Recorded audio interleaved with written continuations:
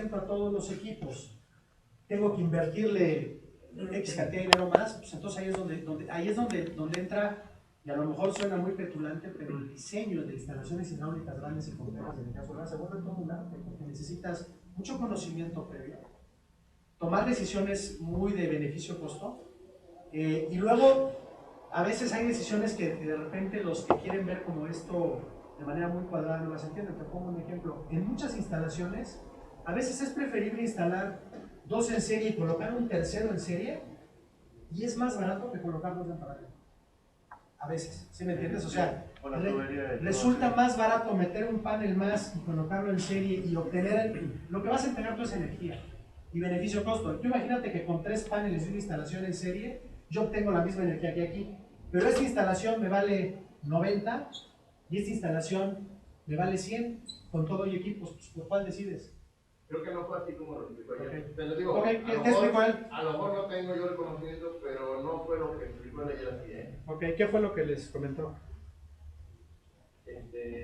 No, o sea, si quieres lo digo, pero a lo mejor para mí, en lo personal, sí, entendí una cosa diferente, a lo mejor a los demás les quedó más claro que a mí, pero sí, a mí lo lógico era en paralelo, con la pérdida de eficiencia de los paneles, cuando estás hablando de una azotea, ¿no?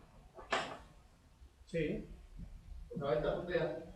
Cuando todo está simétrico, le das en paralelo. ¿Estás de acuerdo que es en paralelo, no? Eso fue lo que yo le comenté, me dijo que no, que tenía que ser en serio, por eso, por lo tanto. Luego hay dos conceptos que a lo mejor ahí es donde puede haber la confusión. Creo que no, ahorita conseguimos. O alguien me ayuda a ir a la entradita a ver si nos prestan un borrador. Están leyendo, porque no sé si nos dejaron. Luego también hay otro concepto que a veces se confunde. Cuando tú instalas paneles, tú armas bancos de paneles, ¿ok? Que en realidad están en paralelo, ¿no? O sea, yo tengo un cabezal de admisión y un cabezal de salida, dos están en paralelo. Muchas personas le llaman a esto serie, pero esto no es serie, es paralelo. ¿Sí me entiendes? O sea, armas un bloque de equipos en uno solo. Es un paralelo, pero incluso yo he visto manuales de fabricantes que te dicen, puedes colocar hasta 6 en serie, pues no son en serie, son en paralelo. Entonces el concepto serie y paralelo hay que tenerlo como muy claro, ¿no? Y luego otro tema importante cuando diseñas hidráulicamente, que vamos a ver por encima. El caudal es un punto muy importante. Imagínate te pongo un ejemplo, una instalación de 100 colectores solares, cada uno con 5 litros por minuto. Imagínate que tengas que dar un caudal de 500 litros por minuto. A lo mejor tu diseño de tu bomba termina siendo una bomba de 10 caballos con un consumo eléctrico altísimo. ¿Qué sucede si conecto en serie dos bancos? Le bajo el caudal de 500 a 250 litros por minuto. Y a lo mejor en lugar de utilizar hipotéticamente una bomba de 10 caballos para realizar esta carga, utilizo una de 5 caballos. ¿Qué me representa eso? Ahorro de dinero del proyecto, pero más importante, ahorro de energía. Porque también aquí este es un tema global de energía. Les voy a poner yo varios ejemplos, pero, por ejemplo, en la norma ambiental, no sé si la conozcan, pero aquí en el DF hay una norma ambiental, la NADF ambiental 008-2005, que obliga a todos los nuevos establecimientos desde hace ya 7 años que usen agua caliente a instalar calentadores solares. Si un hotel nuevo se instala en la Ciudad de México, un club deportivo, está obligado a meter calentadores solares para dar por lo menos el 30% de ahorro en su consumo de energía. Y esto es una norma de la Secretaría de Medio Ambiente y está vigente y opera muy bien. Entonces, por ejemplo, si tú construyes un nuevo hotel en el DF, para darte la licencia de construcción te dicen, oye, espérame, tú vas a gastarte X cantidad de energía por día para calentar el agua, tienes que meter un equipo solar que te ahorra el 30%. ¿Por qué es una norma de la Secretaría de Medio Ambiente? Porque cuidamos mucho los coches muchos años, no circula la verificación y todo, pero las fuentes fijas, es decir, las calderas, todas están ahí las pelas. Y resulta ser que más de la mitad de la contaminación de este valle viene generado de fuentes fijas. Ustedes imagínense, en la mañana se prenden 1,5 millones de boilers al mismo tiempo para que se bañen todos ustedes, los que viven aquí. Imagínense la fuente de contaminación que son esos boilers. Que bueno fuera porque te dicen, bueno, el boiler tiene 74% de eficiencia. Yo les aseguro que los boilers de sus casas tienen 10 años de existir, no les dieron mantenimiento, están todos llenos de hollín por dentro y a lo mejor operan un 30 o 40% de eficiencia y la combustión interna que hacen es muy mala, entonces termina emitiendo muchos gases tóxicos. Entonces, ¿el calentador genera gases tóxicos? El calentador de gas, te mueres. Si tú lo instalas aquí adentro, de hecho en las normas de instalaciones está prohibido que vayan dentro de un departamento y lo siguen haciendo en México. los constructores, ahí le dan una lana. No sé cuál que el hijo de 2 años se murió apenas, y se murió por un calentador de gas mal instalado. Se regresaron los gases a su cuarto y en un departamento de lujo por agua y se murió de la combustión. O sea, tú puedes, la combustión, el CO2 es lo más tóxico que hay. O sea, al final del día, si tú, la chimenea, en lugar de echarla para afuera, se te rompe y te sale ese CO2, es lo peor que te puede pasar, porque además te quedas dormido. O sea, lo que hace el monóxido de carbono es que te adormece, te quedas dormido, te envenenas, envenena tu sangre, ¿no? Y es gravísimo. De hecho, se supone desde hace muchos años que está prohibido que tú instales un calentador de gas dentro de un departamento. Ahora lo que hacen es que les hacen un truquito y hacen una soterrajita y le ponen una rejillita y ahí medio lo disfrazan, ¿no? En realidad tendría que ir por fuera, porque es un tema de mucho riesgo. Pero aquí iba con el ejemplo de la norma del DF. Y el tema del ahorro de energético, incluso de la bomba que va a alimentar. Les voy a poner un ejemplo. Hace 2 o 3 años construyeron un hotel en Reforma, en una alberca en el lugar de hasta arriba, ¿no? En su cuarto de máquinas, no, perdón, tenía una alberca en el sótano, de no tener lugar. Obviamente, pues, los arquitectos que decían, oye, ¿dónde meto mis paneles? Porque pues, arquitectónicamente yo quiero utilizar todo, pero la norma ambiental me obliga a tener una sección limitada. Pero se les ocurrió a alguien decir, bueno, pues perfecto, la alberca de arriba, el roof garden, que no tiene cómo ubicarla, la dejamos sin equipo. La norma te permite que si arquitectónicamente hay algún obstáculo, lo justifiques y entonces digas por qué no instalas el sistema. Pero tienes que hacer otro tipo de cosas para ahorrar, digamos, las combustiones, ¿no? Y la emisión del CO2 a la vez. Entonces a alguien se le ocurrió, es un edificio de 20 pisos, una alberca chiquitita, una alberca de 8x4, muy como para relajación y clases ahí de yoga, etc. En el sótano, él dijo, perfecto, pues metemos un equipo solar, ponemos una bomba y mandamos agua desde el sótano hasta el piso. Un cálculo perfecto, era una instalación muy sencillita, 10 paneles solares, a todo dar, una bomba de 15 caballos para dar esa altura y ese. Afortunadamente, antes de instalarlo, porque esto lo había propuesto incluso una empresa española que les digo que hacer porque era una cadena española, nos contratan como consultores, lo ven. ¿Y cómo puede ser que instalas una instalación solar que te va a ahorrar el 30% de tu consumo energético anual? Y ese consumo energético anual, por darles un dato, que iban a ahorrar, eran 70 kilowatts por día. ¿Ok? Por dar un dato. Y resulta ser que la bomba consumía 140. Dices, oye, pues sí, aquí ahorras gas, aquí gastas electricidad, pero en un balance energético global, es un error garrafal. Estás instalando algo que te va a hacer gastar 70 más. ¿Qué les dijimos? Evidentemente, si tú tienes la alberca acá abajo y son 20 pisos de altura y no hay otra zona por aquí para colocarlo, le puedes justificar a la Secretaría de Medio Ambiente esto y listo. ¿Y qué sucede? Es una norma para evitar contaminar el ambiente. A nivel global, no se pierda, de electricidad en México el 90% viene de quemar carbón y petróleo y demás. Entonces, no contaminas aquí, pero contaminas en la planta donde se está produciendo la electricidad. Entonces, siempre hay que cuidar todo el tema que tiene que ver con el consumo energético de la instalación. De hecho, hay normas internacionales, por ejemplo, el código más interesante que yo conozco de internacional para instalaciones es el Código Técnico de Edificación de España, el Código Español. Y ese código te marca que la bomba con la cual vas a recircular el agua a los calentadores solares no debe de consumirte más del 5% del ahorro energético que vas a dar. Y allí es donde el diseño y el decidir si poner en serie o en paralelo pues se vuelve bien importante, ¿no? 5% del ahorro que voy a conseguir. Sí. Un favor, ¿me puedes ayudar a conectarlo ahí? El azulito ese creo que va sí.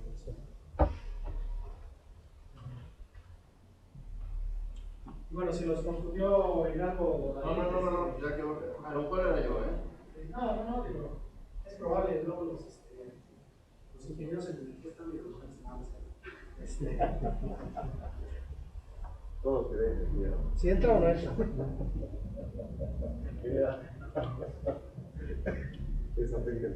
No tiene nada, ¿no? Si no, es diferente. No, pues nos va a tener que pedir, es que mi cable no es compatible con este, pero déjenme ver si tienen un USB. Perdón, es que Es que el cable es puerto paralelo y un USB para la... Aquí debe de tener.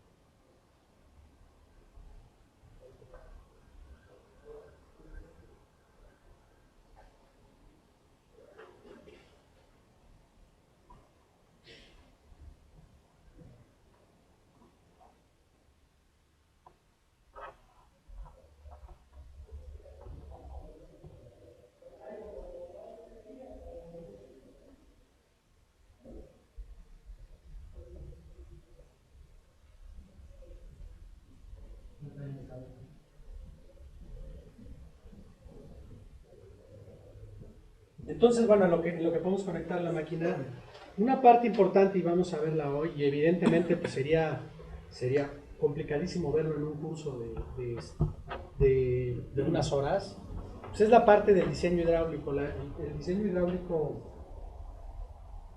¿se va a conectar a este? Ah, entonces hay que volver a conectar. Ah, ya, ahorita lo pongo. Vale, gracias. Y el diseño hidráulico se vuelve, es más, yo les diría que en la práctica, el diseño termodinámico, es decir, dimensionar cuántos paneles requiere todo y demás, termina siendo re fácil, ¿no? O sea, no por demeritarlo, ya lo vamos a ver cómo se hace, pero ya hay softwares, o sea, ya hay softwares donde tú dices, ah, pues yo necesito una alberca de 100 metros cúbicos, a 28 grados en la Ciudad de México, meto mis variables, son las variables climatológicas, automáticamente sé cuánta energía requiere, y luego con la curva de eficiencia de un colector comercial, sé cuántos paneles requiere. Y listo, y eso se vuelve, más lo alimentas con 3 cositas y te lo da. Pero luego el diseño hidráulico, aunque también hay programitas de hidráulica que nos permiten hacerlo más fácil, pues termina siendo todo un arte, porque todas las instalaciones, yo les diría que en mi experiencia son trajes a la medida. Es raro que te encuentres 2 instalaciones iguales. O sea, siempre hay peculiaridades, alturas diferentes, infraestructura diferente para instalar y presiones diferentes de trabajo, ¿no? O sea, trabajas con presiones muy diferentes. Entonces, se vuelve la hidráulica toda una parte, pues la verdad es que bien compleja y además muy retadora y interesante, ¿no? ¿Qué tema de hidráulica nos recomiendas que revisemos para entender bien esto de lo que funciona? Mira, lo primero es que tienes que volverte, pues no un experto, pero y si no quieres hacerlo tú, tienes que tener como proveedor a una muy buena empresa de suministro de bombas. Normalmente los que se dedican al bombeo, que saben calcular bien la carga dinámica que necesitas, porque tienes que calcular desde los diámetros que necesitas para tu instalación, qué caudal vas a dar y demás del gasto. Y esto es algo que normalmente las empresas que venden bombas de manera técnica te lo resuelven bien. Porque los mismos fabricantes tienen sus herramientas de cálculo. Entonces, obviamente, pues, tienes la desventaja que te van a estar ofreciendo una X marca, ¿no? Pero casi siempre yo te diría que se vuelve una labor de las empresas que te hacen ingeniería para lo segundo, pues híjole, pues es hidráulica general, ¿no? O sea, yo les diría que, por ejemplo, en nuestra empresa pues tenemos 2 ingenieros que son ingenieros mecánicos, un ingeniero mecánico que tienen especialidad en hidráulica, o sea, pero toda una especialidad en hidráulica, ¿no? Todo el tema de hidrovíos, cálculos de reglas de presión, que te hacen todo el diseño y demás. Luego, pues termina sucediendo lo que pasa en México. También, una vez de que alguien, un buen ingeniero, resolvió una instalación, con un poquito de lógica puedes ver qué hizo y luego la puedes replicar tomando ciertas consideraciones al respecto, ¿no? ¿Sí? Se ve medio rojo, pues. Está apagado, ¿verdad? ¿Ahí se ve bien? Sí. Bueno, entonces, ayer terminaron de ver lo que es equipos domésticos y albercas, ¿verdad? Estaban empezando a ver la parte que tiene que ver con con equipos justo a circulación cruzada para hotelería y demás, es donde vamos a empezar el día de hoy, ¿no?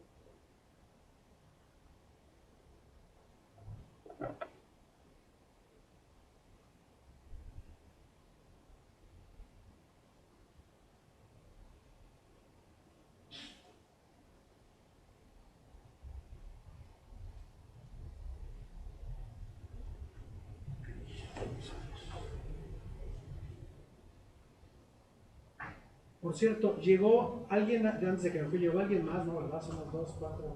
Ok. A usted no le di disco ni cuaderno, ¿verdad? Es que me los llevé ayer. Pero yo no les usé. Ahí está. ¿Ustedes dos? Sí, gracias.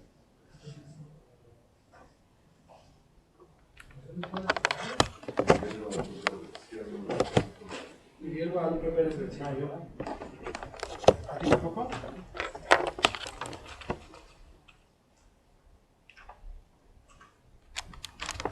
¿Y tú cuál eres? ¿Tú quién eres? ¿No? Eduardo. Aquí está. Ok. Entonces, bueno, les voy ahora a platicar. Vamos a empezar en lo que son los sistemas para grandes consumos de agua caliente.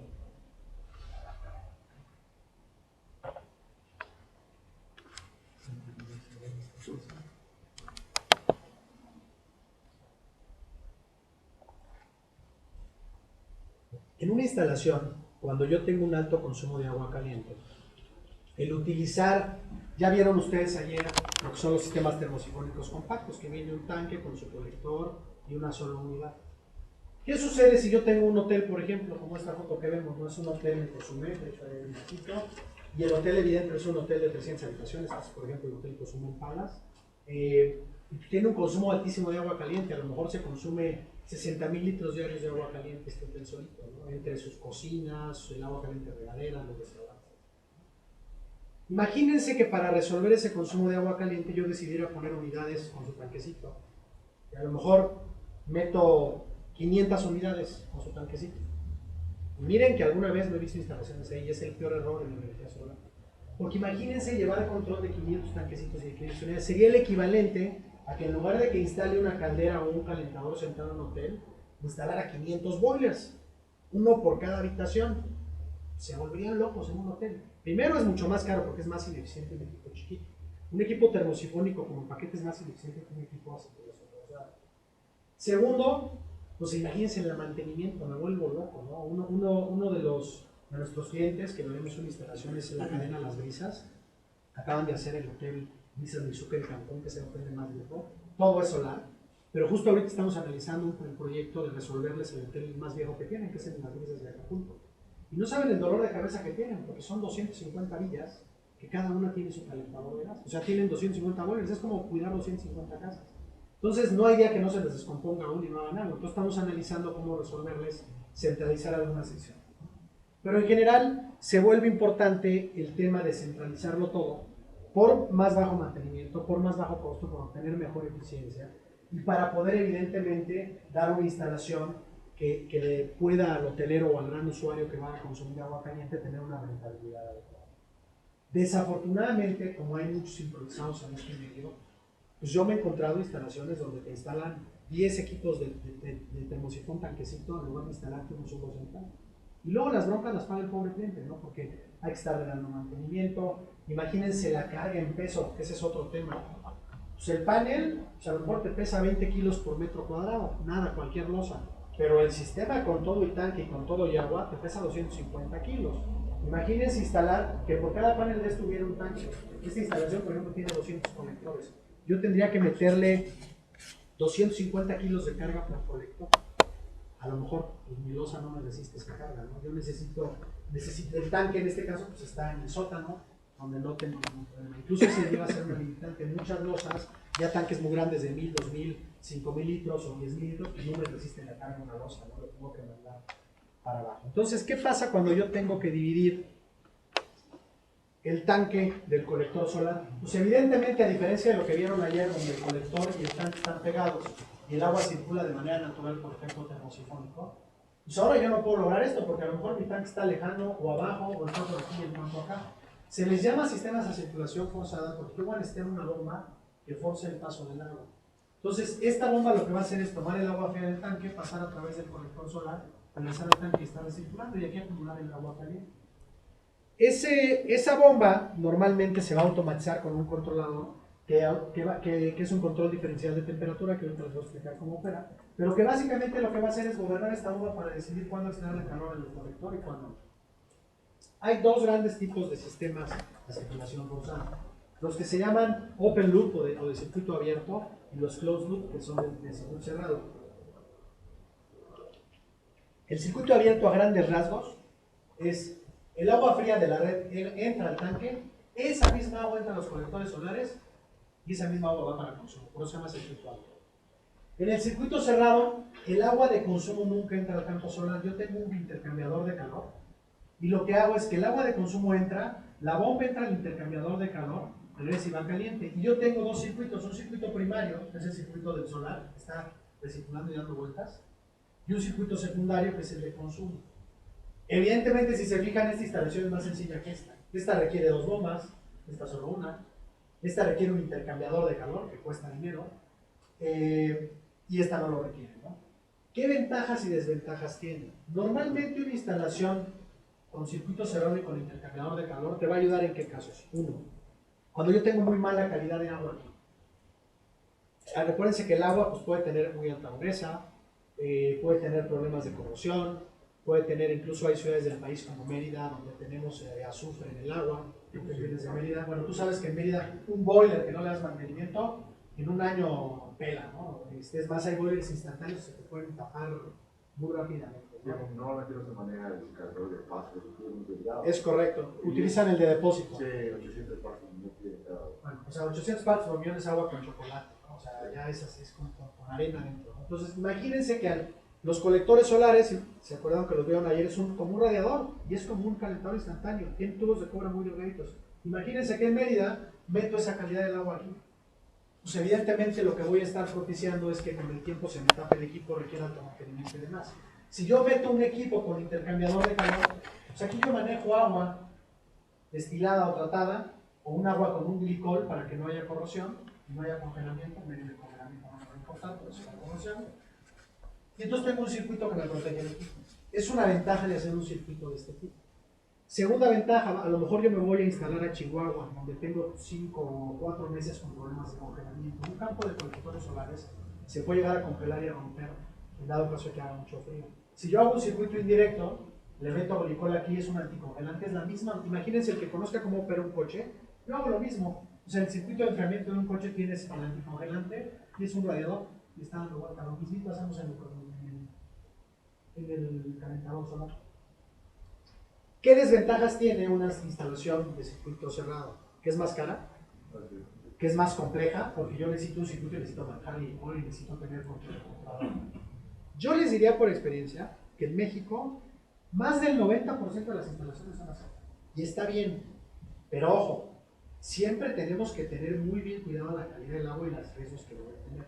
Sucede mucho en Mérida que a veces tenemos por ejemplo hoteles en Mérida de hoteleros en toda la Riviera Maya y en la zona de Mérida que ya tratan su agua, porque ellos mismos saben que toda su instalación se destruye. Entonces dicen, no, pues me conviene más meter un suavizador y meter un equipo para darte buena calidad del agua que meter un sistema así.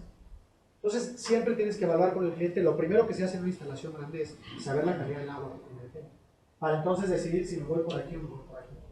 Y evidentemente el diseño es diferente, porque ojo, además de que tiene más componentes, siempre los que hayan utilizado intercambiadores de calor lo conozcan un poco, pues aquí pierdes un poco de calor. Un intercambiador de calor, por más eficiente que sea, pues a lo mejor opera el 90 o 92% de eficiencia. Pues ese 8% de calor que ya no le estoy dando al equipo, lo tengo que compensar con más conectores solares. Entonces termino con una instalación más grande y con una instalación más cara.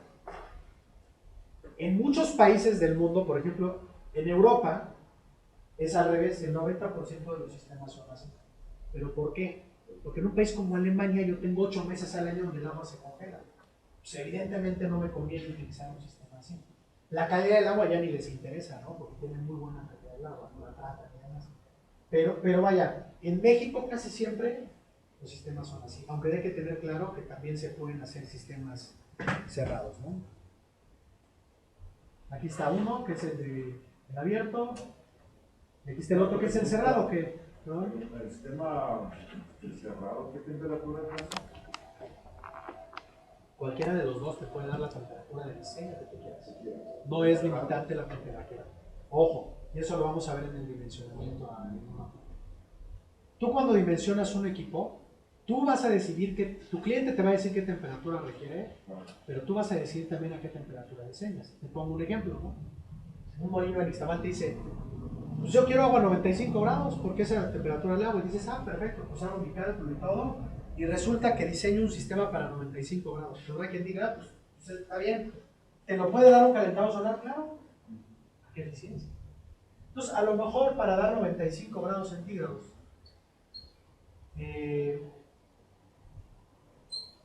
mi colector solar va a operar un 20% de eficiencia. Si se acuerdan la curva de eficiencia, es así, es una curva que cae. Aquí es la temperatura, si lo vieron ayer con David, y aquí es la eficiencia, ¿no? Entonces a lo mejor si yo opero a 60 grados, a lo mejor yo estoy aquí a una eficiencia del 50%. Pero si yo opero a 90, a lo mejor ya me quedo al 25%. Entonces imagínate que tú le diseñas a tu cliente un sistema a 95 grados con el 20% de eficiencia. ¿Qué va a pasar? Pues a lo mejor le cotizaste 40 paneles, por poner un dato, ¿no? Pero como tu eficiencia es tan baja, pues tu retorno de inversión se va a 9 años. Cualquiera que sepa de proyectos que de retorno de inversión y de finanzas, pues es un proyecto que está muerto, ¿no? O sea, 9 años de retorno de inversión. Pero a lo mejor yo digo, oye, espérame, no te voy a dar 95 grados. Y no te voy a dar de tu consumo de energía, si hiciéramos una gráfica de tu consumo anual, que normalmente suele ser así. Oye, pues no te voy a dar el 100%, te voy a diseñar para darte una fracción y te voy a diseñar un sistema que en lugar de 95 te dé 65. Y a lo mejor en lugar de 40 paneles instalo 15. ¿Me entiendes? Porque ya opero a más alta eficiencia, el 50%. Y a lo mejor mi retorno de inversión en lugar de ser 9 años es 4. ¿Qué terminamos haciendo cuando diseñamos un equipo solar? Siempre va a la rentabilidad previa. Y ese es un error bien común.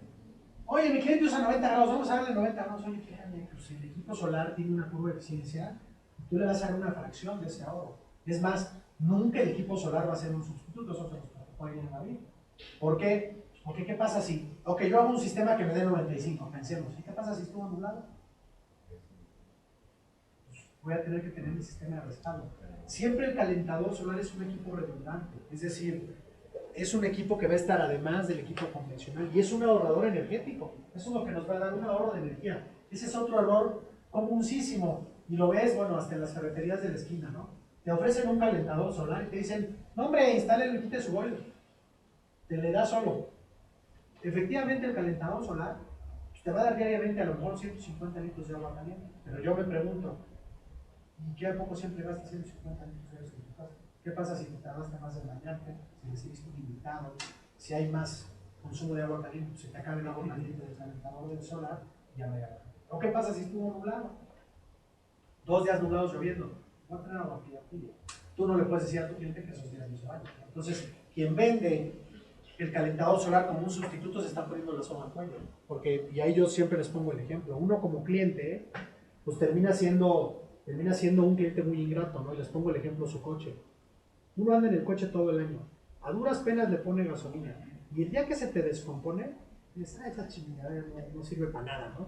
Y si te pones a pensar, traes una máquina bien complicada, lo cual nada más le estás echando gasolina, la traes para arriba y para abajo, pero el día que te falla un día, así ya piensas que es malo. Pues lo mismo les diría, imagínense que no tengan, compran su calentador solar y un día no tengan agua caliente, y lo peor es que ese día se está bañando su esposa.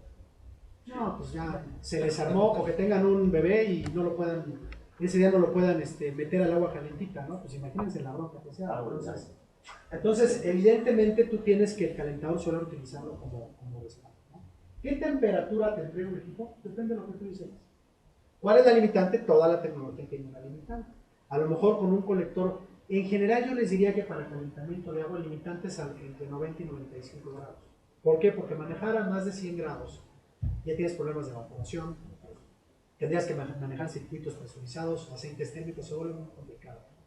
Y no sé si se los explicó David, pero la producción de vapor con energía solar, aunque técnicamente es viable, no es rentable. O sea, tu recuperación de la inversión se te puede ir a 15 o 20 años. Entonces, obviamente, si tú quieres producir vapor en una industria, es mejor precalentar el agua a 60 o 70 grados y luego con tu caldera evaporarla, que tú poner un calentador solar para evaporarla. En términos de rentabilidad, ojo, no hay que confundir rentabilidad con viabilidad técnica. Técnicamente, a mí si me preguntas, oye, ¿puedo producir vapor con energía solar? Claro, se puede. ¿Es rentable? Pues no, es carísimo. Es muy caro. Hoy en día es muy caro. ¿Dónde se vuelve rentable e interesante con los... ¿Han visto ustedes fotos de los puso a lo mejor ahí en David? De los canales parabólicos que hay y demás. Se vuelve muy rentable. Bueno, hay uno incluso pues uno de estos, ¿no? Esta es una máquina Stirling que tiene motor Stirling. Es una parabólica. Esta maquinita lo que hace se llama motor Stirling. Recibe todo el calor como una lupa. Levanta más de 1000 grados centígrados en un solo punto. Esta parábola es como una lupa, tal cual, ¿no? Nada más que opera al revés. Y este motor, que es un motor Stirling, lo que hace es convertir el calor en movimiento. Y de ahí ese movimiento, a través de un generador, convertirlo en electricidad. Entonces estas son como parábolas que están siguiendo el sol y te generan electricidad. ¿Esto es rentable? Pues sí, pero para producir electricidad, porque lo que estoy obteniendo es energía gratis del sol para luego producir electricidad. De hecho, estos equipos son a veces hasta más eficientes y rentables que un equipo fotovoltaico. Igual, lo que pasa es que son inversiones pues, carísimas. Un panel fotovoltaico, los que aquí manejan ya fotovoltaicos, porque 3 paneles, un cable y se acabó. Para un equipo de esto necesitas una cimentación adecuada, un equipo de seguimiento, toda una serie de cuestiones muy complicadas. Y esto en la azotea de una casa olvida, es imposible. O sea, es muy pesado, muy voluminosa la instalación, contra una instalación de paneles que se vuelven muy sencillitas. Entonces, en realidad el uso, por ejemplo, de la tecnología y el uso de vapor se vuelve rentable para ciertos procesos. Perdón, es que me quedé con otro del desmayador de calor. Pones unos filtros antes de la toma de agua pública, de manera de que evite todo la suciedad del agua, la alcalinidad, las sales y todo, y ya entre a su sistema limpia, ya no tener un intercambiador de calor. Sí, pero te diría que son poco los filtros, los procesos mecánicos para tratamiento de agua son bien poco confiables. O sea, si tú metes, hay filtros ahora que te retienen la dureza. Hay incluso acondicionadores magnéticos de agua que la dureza del agua lo que hacen es a la molécula del agua polarizarla y entonces ya no se pegan las tuberías y te la magnetizan, ¿no? Pero te diría que en otros casos como en Mérida, la gente de Mérida lo sabe, meter filtros, meter todo no sirve de nada. Si no metes un suavizador real, que esa es otra cosa, o sea, el suavizador lo que va a hacer es quitarle la dureza al agua. O sea, tú lo que estás haciendo es quitarle esas partes por millón a través de un tratamiento que puede ser con sal, por ejemplo, o con filtros especiales, ¿no? O con sal. Ese tipo de... ¿No es Sí, más claro. barato que un intercambiador? A veces sí. Es más, yo te diría, siempre que a tu cliente le puedes proponer tratar el agua es mejor, porque no solo proteges tu equipo, proteges sus equipos. Esa es la idea, ¿no? Todo, Porque sí, claro. toda la instalación de la casa o del edificio, Seguro. o lo que sea, ¿no?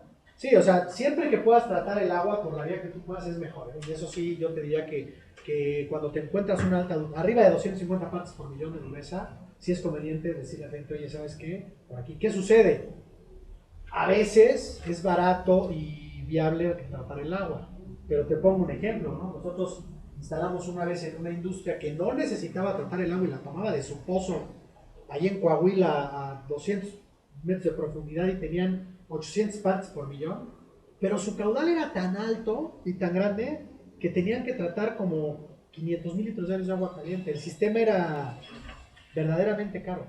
Entonces ahí dices, bueno, mejor meto mi intercambiador, protejo mi instalación y lo que utilicen ustedes y lo que tengan ellos, pues es bronca. O sea, siempre hay que pensar el aspecto económico. ¿Okay? Sí, pero pues también tiene que ver el entorno, ¿no? Como lo mencionas. Ah, sí, claro. Y Y obviamente también los otros temas, ¿no? O sea, que también pueden ser temas que tienen que ver con congelamiento, con protección del campo solar, etc.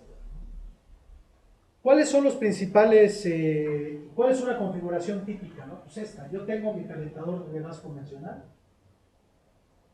yo voy a instalar un tanque de acumulación solar, un campo de colectores solares, voy a tener un controlador de una bomba voy a recircular el agua hacia el campo de colectores solares, regresar y acumular aquí.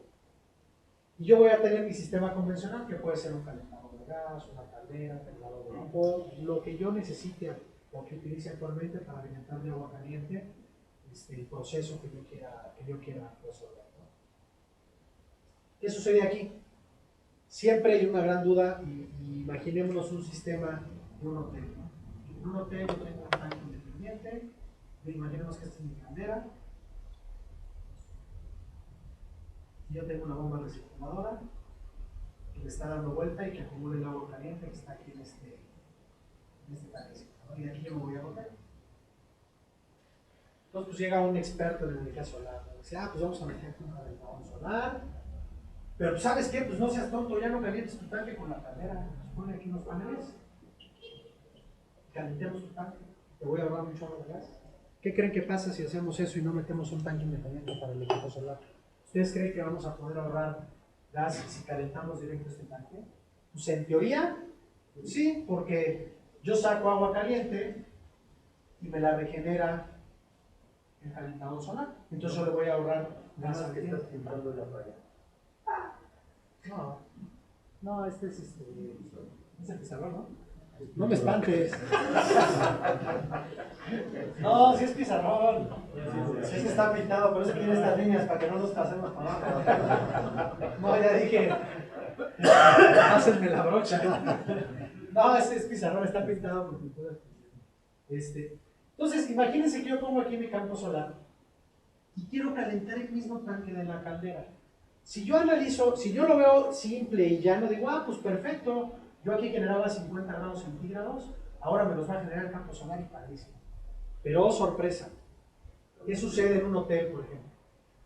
Mi patrón de consumo, es decir, cuando uso agua caliente, ¿a qué hora es en un hotel? Pues entre las 6 y las 9 de la mañana. Les digo un hotel típico, el 40% de mi agua caliente. Luego a lo largo del día el 20% y otra vez en la noche, de las 8 a las 10, el otro 40%. Esa es la extracción de agua caliente que tiene el lugar, ¿sí me entienden? O sea, la gente se despierta, se baña, se va a desayunar, se va a trabajar, algunos se quedará en el hotel, hay algunos consumos pequeños, pero regresa en la noche, se bañan otro pedazo de agua. ¿Qué sucede con mi producción de agua caliente del equipo solar? Si yo voy de las 6 de la mañana a las 8 de la noche, yo tengo en la potencia solar una curva de Gauss. Este es el mediodía solar, son las 12, a la 1, dependiendo del horario, estamos en horario de verano. Y esta es la hora de salida del sol y esta es la hora en la que se mete el sol, ¿no? A lo mejor aquí se mete el sol a las 7 de la noche y sale el sol a las 6 de la noche. Yo en realidad lo que aprovecho de energía solar en un equipo solar es los piquitos extremos y hasta acá casi no los aprovecho. ¿Por qué? Acuérdense qué pasa cuando sale el sol, cuando vemos que se amanece. Pues ya hay potencia solar, pero no es aprovechable. El sol, ayer creo que lo vieron con David, pero cuando en la mañana, y eso a lo mejor alguna vez se lo preguntaron, ¿no? Pues, ¿por qué puedes ver el atardecer y no te quema la retina el sol? ¿Por qué al mediodía lo puedo ver y por qué cuando atardece sí lo puedo ver? Pues no es otra cosa que un efecto de la atmósfera. O sea, nosotros tenemos la Tierra, tenemos aquí la atmósfera que tiene cierto tamaño, y el sol, cuando está justo encima de nosotros, atraviesa solo este pedacito de atmósfera. Y la atmósfera es un filtro. Les explicaba ayer David que a lo mejor de la potencia que tiene el sol aquí, que es 1.3 kilowatts, aquí solamente llega a 1, me filtro el 30% de la potencia solar. Pero imagínense, en el atardecer el sol está aquí y tiene que recorrer todo esto. Entonces, ese mismo pedazo de atmósfera tan largo y tan grande hace que me filtre la potencia solar, y entonces a lo mejor no me filtró el 30, me filtró el 90. Por eso es que uno puede ver el amanecer y el atardecer sin que le dañe la retina. Pero ese mismo sol, esa misma potencia, pues no la aprovecho, porque no tiene, es más, pues tú sales al amanecer y a poco te calientas, pues no, el sol nada más ilumina, no calienta, ¿no? Entonces no se aprovecha. Normalmente empiezas a aprovecharlo cuando el sol ya está en esta posición y en la tarde pasa lo mismo. Lo aprovechas cuando el sol está en esta posición. Cuando ya está aquí, ya prácticamente sí, no aprovechar. Entonces, ¿qué sucede? Como yo solo aprovecho esta parte, pues vean qué chistoso. Yo tengo mi caldera, se baña toda la gente entre las 6 y las 8, y los que conozcan cómo opera una caldera en una hora te repone el agua caliente de aquí. Entonces resulta que todo el mundo se bañó, mi caldera volvió a calentar en automático, me volvió a calentar el agua a 50 grados centígrados. ¿Qué es lo que dice? A la hora para la que hay sol, oh sorpresa, ¿Ya qué hace el calentador solar? Ya no puede hacer nada, porque el agua ya está caliente. Y peor aún, en un hotel te dicen, y nunca me la pases de 60 grados, porque se queman mis huéspedes. ¿No? O sea, tengo un problema y un accidente. Entonces resulta que para las 9 o 10 de la mañana que el equipo solar quiere arrancar, pues ese tanque ya está caliente. Entonces, regla número 1, y está en la norma mexicana de instalaciones que ya les enseñó David, la NMX 003, está prohibido utilizar el tanque de la caldera para congelar el agua caliente de un equipo solar.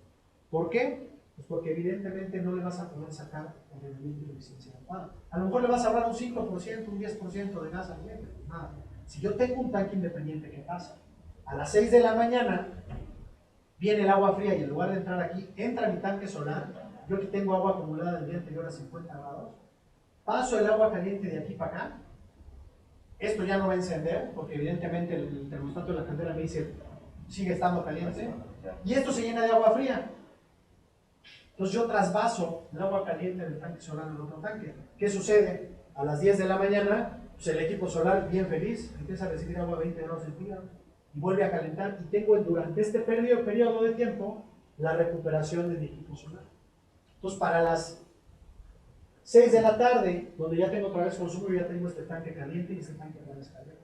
Y así es como opera siempre un equipo solar opera en serie. Digo, les hablo en términos generales de una instalación. Y les pongo este ejemplo porque créanme que es más común, y lo hemos visto muchas veces, de que llega algún cuate y dice, no, pero utilizan el mismo tanque de la caldera, lo instalan, le ponen sus controles, hacen una buena instalación, y luego pasan 2 meses y dicen, no ahorro nada de gas, ¿por qué no lo ahorro? Pues es por la rutina de operación que tienes. Y 2, el equipo solar necesita 5 o 6 horas para calentar ese tanque, la caldera en media hora ya lo calentó. Entonces siempre la caldera le va a ganar al sol, o sea, la caldera va a estar reponiendo esa temperatura y no te va a permitir sacarle fuego a tu instalación solar, ¿no? Entonces, bueno, esta es una instalación típica en corte. Aquí pueden ver los principales componentes, campos colectores solares. Otra ventaja de los sistemas a circulación forzada es que arquitectónicamente se vuelve más fácil integrarlos. Ahorita les voy a enseñar muchas fotos. Imagínense instalar en la azotea, pues lo que les decía, muchos tanquecitos. Pues se vuelve muy difícil y muy complejo el manejo, ¿no? Tú puedes poner un panel solar arriba de una casa o arriba de un hotel y a lo mejor puede parecer un tragaluz, lo mismo que los paneles fotovoltaicos, ¿no? Aquí en México estamos empezando en ese tema y yo, con mis amigos arquitectos que me caen también, siempre me peleo, ¿no? Porque el tema es, no, que no se vean, escóndelos, se ven, eso es horrible, ¿no? Y yo lo primero que les pregunto es, no, hombre, los tinacos se ven bien bonitos. Este país es tinacolandia, asómense aquí, no es puro tinaco, ¿no? Y los arquitectos les tienen sin cuidado, ¿no? Si ahora resulta que un calentador solar es feo, o sea, bueno, a mí me preguntan, ¿es feo? Les digo, feísimos, pero si tu trabajo como arquitecto lo haces bien, lo puedes integrar. Les enseñaré proyectos donde se puede integrar a fachada y una serie de cosas, donde al contrario, el trabajo del arquitecto se vuelve una ventaja para el diseño instalado solar, ¿no? Ahí tiene una bomba recirculadora. Siempre hay una bomba recirculadora que manda el agua del tanque al equipo solar y regresa. Y esta bomba está gobernada por un controlador. El controlador lo que hace es lo siguiente: toma una temperatura del campo solar y una temperatura de acá. Y es un control diferencial de temperatura. Si el agua aquí está más caliente que aquí, pues arranca para extraer el calor. Si el agua se iguala en temperatura de aquí, se detiene. Y si el agua llega a la temperatura máxima, que es esta, se detiene. Y es un control que hace toda la función de manera automática. Es un control diferencial de temperatura. Y como ya les explicaba, integración arquitectónica más fácil, puedes controlar congelamiento, agua dura, sobrecalentamiento, y siempre un equipo de estos va a tener mayor eficiencia que un equipo de termosifón. Un equipo de termosifón no le puede sacar más del 50% de eficiencia. A estos equipos les puede sacar 60%. ¿Por qué? Porque estás forzando a sacarle el calor. Siempre que hay tantito calor lo sacas. Entonces estás haciendo muy eficiente el proceso, ¿no? ¿Okay? ¿Cómo es un tanque? Bueno, pues otra vez, los tanques terminan siendo pues, todo un arte, ¿no? Y hay muchas empresas fabricantes de tanques. El tanque puede ser horizontal o vertical, ojo. Siempre es recomendable cuando la instalación lo permite. Aquí hay 2 ejemplos de que no siempre se permite. Pero en una instalación libre no se podría poner abajo el tanque. Sí, el tanque puede ir abajo. De hecho, esta foto está abajo. Sí, Está pero arriba. yo me refiero porque es más eficiente colocar un tanque vertical que horizontal. A ese mismo. Un tanque horizontal es vertical. Siempre que la instalación lo permita, es mucho mejor un tanque vertical. Por un motivo. En un tanque vertical, el agua se estratifica. Es decir, si yo tengo agua a 50 grados, yo voy a tener capas. Aquí a lo mejor tengo 55, 50, 45, 40 y 35 grados centígrados. Lo mismo les ha pasado a todos. Llegas a una alberca, te vas a Cuernavaca, tocas, está calientita, te metes ahí, tú abajo está helada. Siempre el agua se estratifica. Lo mismo pasa con la taza de café. Si tú le das un sorbito al café, te quema. Si un día hagan la prueba, métanle un popote hasta abajo, te quema, ¿no? Y sabes que se enfrió al pasar por el popote malo, está sacando agua de abajo. Y siempre el agua se estratifica. Bueno, si agarras el café y lo revuelves, pues ya se homogeniza, ¿no? Pero si tú dejas tu café a reposar tantito, el agua de se va para arriba. ¿Por qué? Porque el agua caliente es menos densa que el agua fría. Y es el efecto que ayer les había explicado a David de cómo opera un termosifón por diferencia de densidad. Entonces, si tú tienes un tanque vertical, vas a tener la enorme ventaja de que mi bomba va a mandar agua al campo solar a menor temperatura, a 35 grados, y otra vez regresamos siempre a la curva de eficiencia del equipo. Voy a estar trabajando por acá arriba, a una más alta eficiencia del campo solar, ¿sí me entienden? Entonces yo le mando agua fría, regresa el agua caliente aquí y armo un circuito donde siempre voy a estar extrayendo el agua fría. ¿Qué sucede en un tanque horizontal?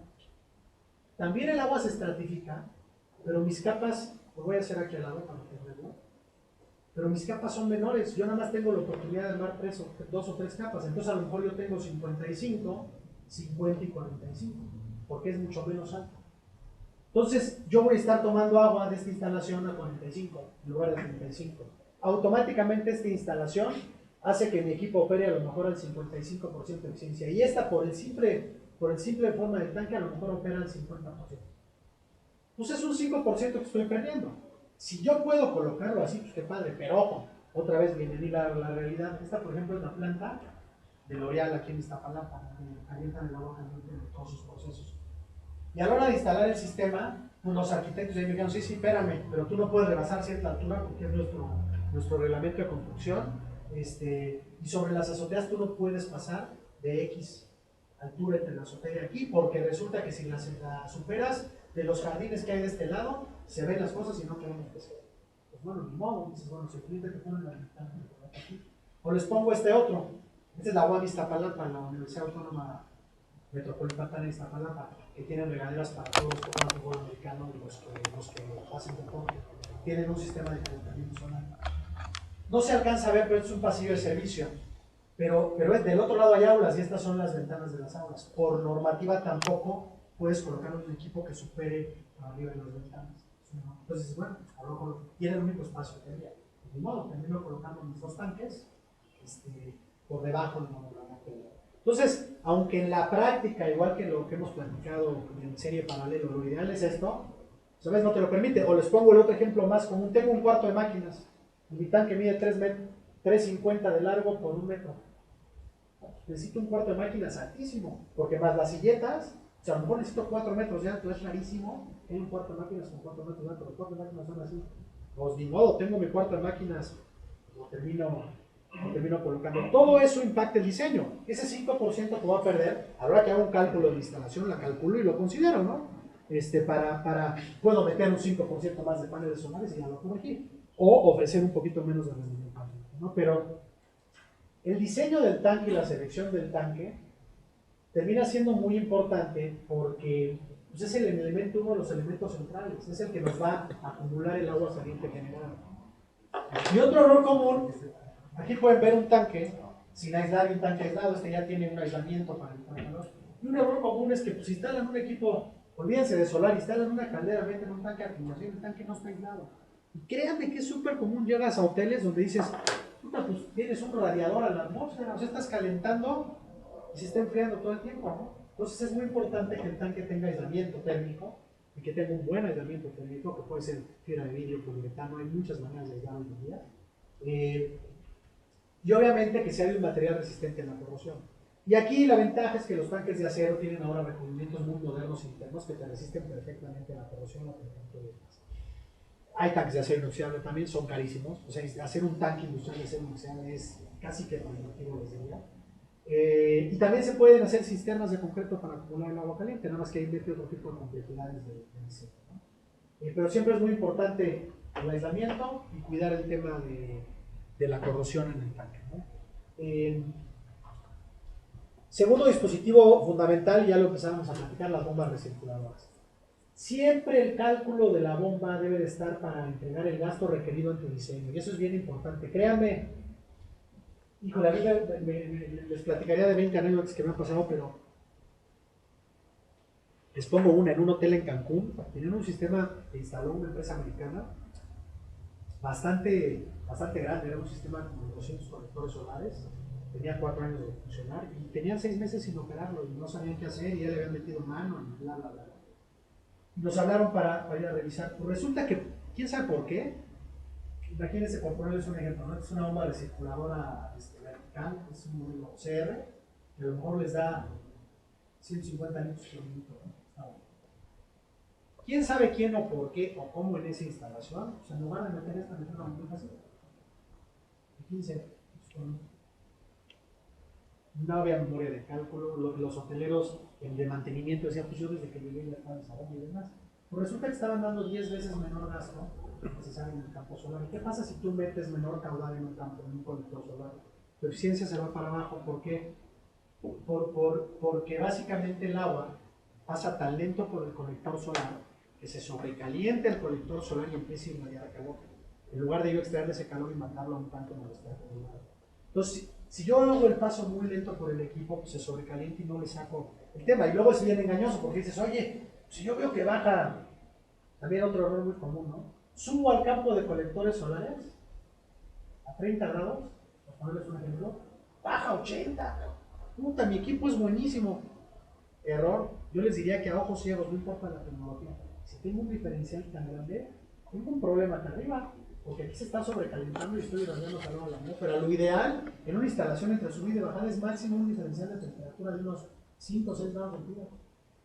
O sea, subo mucho caudal, bajo, extraigo todo el calor y entonces estoy extrayéndole todo el tiempo el calor. Si yo subo a 30 y bajo a 40, pero traigo 10 litros por minuto, y subo a 30 y bajo a 35, pero traigo 100 litros por minuto, pues el resultado final es que al final del día mi tanque termina a 40 grados y este termina a 60.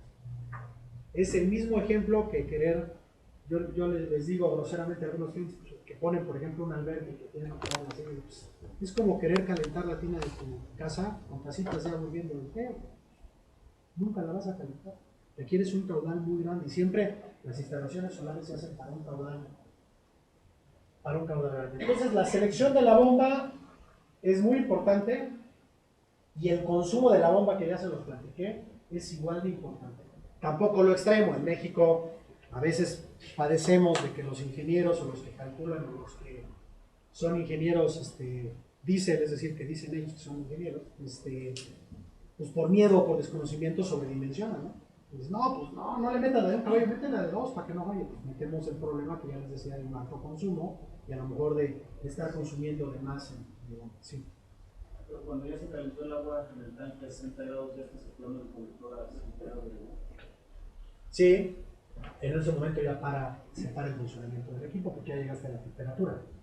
Siempre el rendimiento de un colector solar a lo largo del día, si tuvieras la curva de eficiencia, va a estar operando así. En la mañana que el agua está a 20 grados, a lo mejor opero aquí, pero en la tarde que está a 60, opero aquí. Tú lo que vas a calcular siempre un programa de simulación, lo que te calcula es el promedio de eficiencia.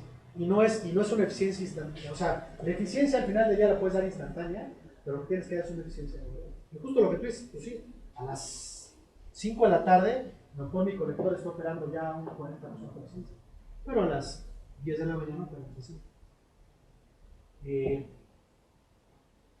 Entonces, pues es un punto importante de diseño de la parte de la bomba. Y la otra son los controladores. Hay muchos controladores. Este va a ser el que va a controlar el arranque de la bomba entre el campo de colectores y el tanque. Y estos controladores lo que te hacen es, hay digitales, hay analógicos, pero ya los más modernos son ya muy comunes y son bastante baratos. Te controla el arranque y paro, controla la temperatura máxima. Tú aquí le pones, llegando a 60 grados, párate. Entonces automáticamente cuando tu tanque llega a 60 se detiene. Tiene también funciones para proteger de congelamiento y de sobrecalentamiento de los equipos. Y ya los más recientes y modernos, que ya son muy comunes, te miden la energía, que eso es una ventaja. O sea, tú instalas este equipito y además de controlarte la instalación, te está midiendo cuánta energía necesitas. ¿Qué es lo que hace? Simplemente calcular la diferencial de temperatura que estás obteniendo por día y lo multiplica por el caudal y te está diciendo cuánta energía traes. Entonces tú automáticamente, este control te permite además monitorear tu instalación. Muchos de ellos ya tienen conexión a un módem, entonces vía web tú haces todo, ¿no? En instalaciones ya medianas o grandes, empresas, lo más común que hacemos ya es vía web. O sea, yo instalo mi módem, instalo esto, y automáticamente con un password donde ande, yo puedo meterme a ver mi instalación solar y saber cuánta energía me dio el día anterior, la semana anterior, el mes anterior, lo que van acumulando. Por ejemplo, un controlador como este, te acumula hasta 5 años de datos. O también tienen opción de sacarle la información vía USB o hasta tienen una memoria SD, o sea, tú le sacas de memoria. Son controladores también. ¿Los sensores de temperatura van iluminados o van adosados a la tubería? Depende. Normalmente lo ideal es que vayan iluminados porque vas a medir la temperatura interior. Pero a veces, por ejemplo, la instalación de una alberca, ayer vieron cómo son los paneles de alberca que son de descubierto y desnudos. Allá a veces es difícil meter un termopozo para inundarlo, para meter el sensor. Tú lo metes afuera y se vale. Lo ideal en un test es que tengas un termopozo y miras la temperatura directa del agua. Eso es lo ideal. Y ahí, pues bueno, ya es más la práctica y el conocimiento que se tenga, pero te pongo un ejemplo, ¿no? Había una empresa, por ahí nos encontramos que instalaba equipos, y estaban acostumbrados a poner los sensores por afuera de la tubería de cobre, lo cual, si el cobre es muy buen conductor, si el agua pasa a 50 grados se calienta el tubo, está a 50, si tú le metes el sensor, lo pegas al tubo, lo aíslas, pues puede operar bien, nada más que eso lo hacían hace 10 años, no sé por qué lo seguían haciendo cuando cambiaron a utilizar tubo plus, tuberías de polipropileno, el agua está a 50 adentro, está a 30 afuera. Y nunca se dieron cuenta, y después nos encontramos una instalación del sensor estaba en el tubo, eso no opera, ¿no? Pero por eso es mejor decir que es mejor inundar ahí dentro, aunque tienes la seguridad de poderlo hacer de otra.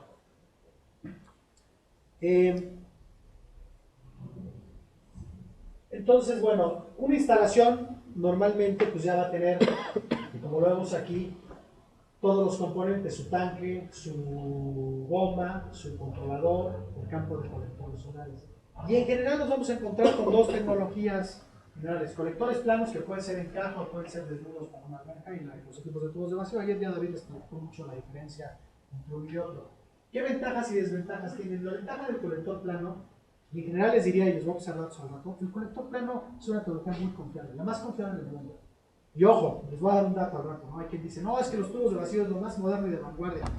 El 65% de las instalaciones en el mundo son con tubos de vacío. Quédense con esa idea, les voy a desmentir al rato y les voy a explicar por qué. Pero en general el colector plano tiene una muy larga vida útil, su uso es muy robusto y tiene una muy buena eficiencia. Es una tecnología que puedes dejarla ahí arriba con agua, sin agua, en mantenimiento, fuera de funcionamiento, es una tecnología que no me pasa nada. Un equipo de tubos de vacío normalmente no lo puedes dejar expuesto al sol sin agua, entonces sobre todo a tal temperatura que pueden llegar a romperse los sellos, ¿no? O puedes dañar el heatcrack interior. Tienen un mantenimiento muy mínimo y es con relaciones comerciales. ¿Qué desventajas? Que a altas temperaturas, y altas temperaturas me refiero ya arriba de 70 grados, pueden ser menos eficientes para el tubo de vacío, 8 a 10%. Pero eso se corrige metiendo más equipos, ¿no? O sea, meto 10% más y luego lo tengo con equipos de vacío. Y la otra opción son los tubos de vacío, que operan bien, pero pues que tienen algunos desventajas. Primero, temas de garantía, y eso es bien importante.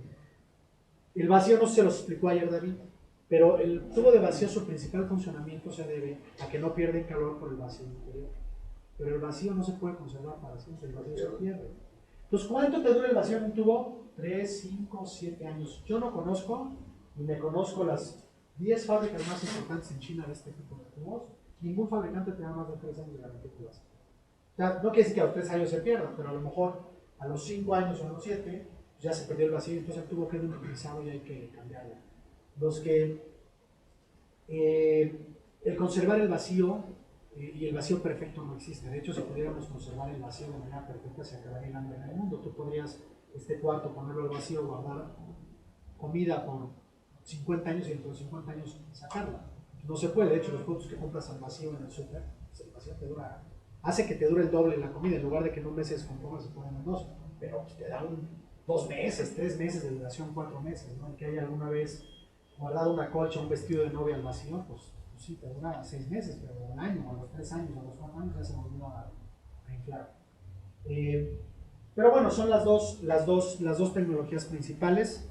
No sé si ayer David les explicó la diferencia, creo que sí, entre el heat pipe y el tubo directo. Básicamente, la diferencia es que uno tiene un intercambiador y el otro el agua entra directo, que este es mucho más confiable que este. Es un equipo que te puede dar muchos problemas porque pues, es como tener un vaso de vidrio todo el tiempo inundado. Y luego un aspecto importante del colector plano, pues es evidentemente que es una parte que no sé si ayer la vieron, pero es la certificación del producto. Ayer les hablaron de la certificación de eficiencia de un producto. Bueno, es muy importante que cuando tú vas a adquirir un calentador solar, el equipo esté certificado por un laboratorio independiente. En México tenemos ya normas de certificación de colectores solares. Está la NMX ES0001, que es para colectores solares. Esta vez se los va a platicar un ratito, pero bueno, lo tengo que buscar. La 004 es para sistemas. ¿Qué pasa cuando tú certificas un colector solar? Un laboratorio independiente toma tu equipo, lo mismo que pasa con los paneles fotovoltaicos, y caracterizas en la curva de eficiencia del equipo, pero además le haces pruebas mecánicas. Es muy importante que esté certificado porque eso te asegura la eficiencia del colector solar. ¿Qué sucede si compras un colector que no esté certificado y el fabricante te dice, no, pues, ¿sabes qué? Mi equipo opera con un 75% de curva de eficiencia y su curva pues, es así, ¿no? Tú le tienes que preguntar, bueno, ¿según quién? No, pues según yo, pues eso no te creo, ¿no? Digo, yo soy vendedor, los vendedores somos mercenarios, ¿no? O sea, no les creas. Si en realidad el equipo está certificado bajo una norma, te está asegurando que la curva de rendimiento y eficiencia de ese equipo fue certificada por un laboratorio independiente. Y eso es bien importante y es un tema que hay que siempre cuidar. De otra forma, pues puedes estar adquiriendo un producto que a lo mejor tiene menor eficiencia o que a lo mejor esa eficiencia en 2 años ya no es la misma porque los materiales de fabricación pues, no son de la calidad adecuada. Entonces es muy importante la parte que tiene que ver con certificación de producto y siempre exigir que los productos estén certificados. Ahí en la fotografía del colector plano se ven ciertos tubos de cobre, ¿no? ¿Sí? Si a ese mismo que está ahí le aumentáramos el número de tubos, uno más o al doble, ¿aumentaría su capacidad o su eficiencia? Por supuesto que sí. Lo ideal en un colector solar, si yo te dibujo el absorbedor, o sea, el absorbedor interior de un colector solar, son 2 cabezales y una serie de tubos que se llaman risers, que son justo los que tú hablas, donde sube el agua. Y aquí hay unas aletas de cobre o de aluminio. Estas aletas captan la radiación solar, la pasan al tubo que va por detrás, y aquí es como extraes el calor. Pero siempre esta aleta va a tener una pérdida de eficiencia, porque se calienta y así como se calienta irradia calor. El colector solar ideal serían puros tubitos uno junto a otro. Ese sería lo mejor, que no tuviera aletas, pero imagínate el costo. Es carísimo. De hecho, te diría que lo normal es que tengan entre 6 y máximo 12 risers en un colector de 2 a 2.5 metros cuadrados. Es lo. Yo dije que está temblando, es que esta cosa mueve el proyector, ¿no? Bueno, uno de los que trae 12 rayos. Sí, entre 6 y 12. Varía de segunda marca. Niño de ser 6. Sí, menos de 6 es raro que te encuentres. ¿Cuál es la ventaja? Si el producto está certificado, lo que te va a importar no es cómo está fabricado, sino la curva de eficiencia. Y hay 20 maneras de resolver la curva de eficiencia. Una es aumentando risers, otra es metiendo una superficie selectiva, es decir, que tenga más eficiencia la captación solar. Otra es metiendo un vidrio solar muy bueno. Otra es metiendo una pared de aislamiento más grande. Hay muchos componentes del colector que no nos vamos a meter a fondo. Y yo siempre lo baso en lo más importante, que es la eficiencia global del producto. Si a mí me la garantiza un laboratorio independiente y mi curva de eficiencia es aceptable, no me voy a preocupar de cómo está fabricado el equipo. O sea, por mero conocimiento puedo verlo, ¿no? Pero en realidad no me va a preocupar qué tanto risers o no. Pero sí tienes toda la razón, si tuvieras más risers es más sencillo. Bueno, vamos a ver algunos ejemplos de aplicación. Hay muchos nichos de mercado y muchas aplicaciones que pueden resolverse con energía solar, ¿no? Y ahí podemos ir prácticamente desde, yo les diría que en cualquier sitio donde utilicemos agua caliente, hay ya una solución con energía solar que está resuelta técnica y comercialmente, ¿no? Y podemos pasar a hablar desde hoteles, clubes deportivos, hospitales, restaurantes, procesos industriales, agroindustria, etc. ¿Sí? No, perdón, ahorita me saltó una duda de los paneles planos. ¿Qué diferencia hay con el concentrador tipo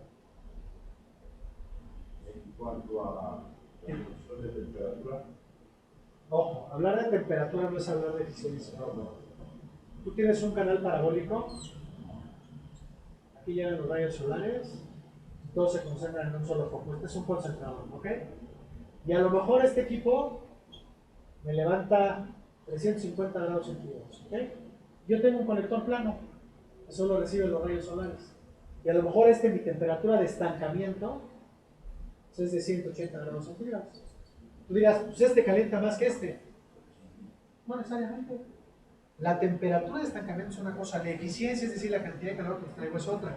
Y ayer supongo que lo vieron en una curva de eficiencia de cómo un colector plano les puede dar más energía que un tubo de vacío o que un concentrador. A lo mejor no les graficaron el concentrador, pero es lo mismo. El concentrador arranca en una eficiencia más baja que un colector plano, lo que es que tiene una curva así. Y oh sorpresa, si yo quiero calentar agua a 50 grados, un concentrador es menos eficiente que un colector plano. Yo pongo 1 metro cuadrado de concentrador y 1 metro cuadrado de colector plano y lo recirculo contra un tanquecito y mi sorpresa va a ser que aquí termino a 40 grados y aquí termino a 50. Aunque mi temperatura está cambiando. ¿Por qué? Porque hay que recordar que en 1 metro cuadrado hay cierta cantidad de energía, 1 kilowatt. Darles teórico, depende del lugar. Pero esta máquina me va a convertir esto a una cierta cantidad de calor. Y resulta que un concentrador, pues sí, los rayos rebotan, pero se pierde calor aquí por irradiación, se pierde calor porque no rebotan exacto. Yo tengo una pérdida de eficiencia a la hora de entrar el agua a este tubo porque es un equipo indirecto. Yo tengo un intercambiador de calor, hay una serie de componentes. Aquí el calentamiento es directo. Entonces, en realidad, por eso más que ver tecnologías, porque aparte nos podríamos pasar no 2 días, 2 meses viendo tecnologías, ¿eh? Yo les puedo poner aquí diferentes tipos de colectores planos, diferentes tipos de concentradores de tubos de vacío. Olvídense de la tecnología, veamos la curva de eficiencia, me da igual lo demás. Y entonces ahí sí comparo peras con peras. Tomo la curva de eficiencia del producto A y la del producto B, y ahora sí comparo. Si el producto A es de tubos y el producto B es colector plano o el A es de concentrador, me tendría que dar igual. Y segunda parte para seleccionar el producto. ¿Para qué está diseñado el producto? Te pongo un ejemplo. Vamos a suponer, y una vez lo vi, en una casa de un científico medio loco, puso un concentrador para el agua caliente en su casa. Se puede. Pones el concentrador, pones tu tanque, calientas y demás. El cuate estaba feliz, ¿no? Hasta que se fue de vacaciones una semana. Llegó a 350 grados, se sobrecalentó. ¿Qué le pasa a una tubería de una casa que baje agua a 80 o 90 grados? Se le derritieron las tuberías. Las mezcladoras comerciales, las que tenemos en todos los lavados, yo no conozco ninguna que los empaques resistan arriba de 75 grados. Se te truenan. Los coflex de abajo de los lavabos, que los hemos visto todos, arriba de 70 grados se truenan. Imagínate que instalas un equipo que te da tan alta temperatura por acumulación y bajas agua y rompes las tuberías de la casa. Y peor aún, riesgo de accidentes. En México somos el país donde la seguridad nos vale 3 pepinos, ¿no? En Estados Unidos y en Alemania y en Europa está prohibido que cualquier calentador de agua, olvídense que sea solar, de gas eléctrico, que va a estar en contacto con personas, supere los 65 grados centígrados. Y es una norma de seguridad que es estrictísima. A 70 grados centígrados, uno mete la mano y se mete una quemadita y no pasa nada, uno tiene una mano ya muy resistente. Pero a 70 grados centígrados un niño mete la mano y se le cae la piel, ¿eh? Es muy peligroso. Un discapacitado llena una tina y mete un pez, se muere, puede haber un accidente mortal. De hecho, les pongo un ejemplo, ¿no? En las cárceles que utilizan agua caliente, está prohibido dar agua a más de 35 a 38 grados centígrados. No puedes, porque el agua caliente se vuelve un arma.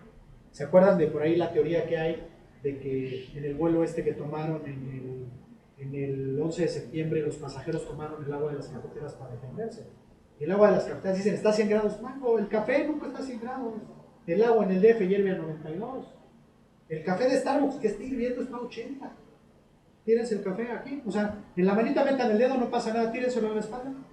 Quiero ver qué les pasa. O sea, el agua caliente es muy peligrosa. Entonces, siempre manejar arriba de 65 deberíamos evitarlo. En México no hay una norma de seguridad al respecto, pero es una buena práctica a seguir. ¿Con tu controlador? Llegando a 65 grados. Pero estás hablando del... Ojo, es una desventaja de los termosifónicos. No puedes controlar la temperatura.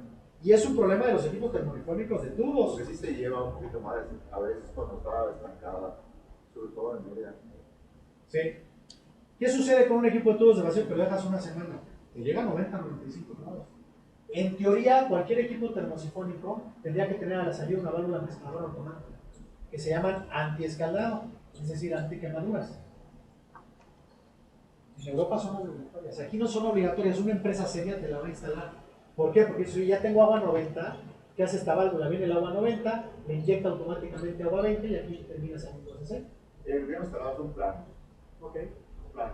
Si instalas un equipo plano, tiene una ventaja, difícilmente supera los 70, porque automáticamente se para el calentamiento por la posición. ¿Qué sucede? Pues bueno, en Mérida sí puedes llegar a tener, es que en Mérida en verano Sí, eso está listo. tienes 40 grados en el día, olvídate, y más la radiación solar. Tenemos 39. Pues, por eso los hoteles, mi abuelo era de Mérida, ¿no? Pues, se burlan los del DF de que agua fría y caliente, pues sí, güey, vete a vivir allá y no aísla tus tuberías y vas a tener agua caliente todo el día. Y la gente que vive allá sabe que si tú instalas una tubería de cobre por la azotea y no la aíslas y es la fría, te sale caliente y es horrible porque nunca tienes agua fría en tu casa. Sí. Entonces, sí es un tema que se debe de cuidar y en zonas muy calientes es recomendable a lo mejor una válvula antiescalada. O que el usuario sepa que tiene que tener mucho cuidado con el uso, sobre todo en los meses más calientes. Sí, se podría poner, ¿no? Sí, se puede poner una válvula antiescalado, perfecto. Y son válvulas muy baratas, son una válvula que vale 1,000 pesos, que te mezcla automáticamente el agua fría. Válgame la ciudad, no, yo manejo la velocidad. Ok. Es más en la aplicación, pues, y acá, pues, bueno, que les manejan. Sí. Perfecto. Sí, para manejar. Sí, ahí está la opción, es una válvula antiescalado y te consta esa información.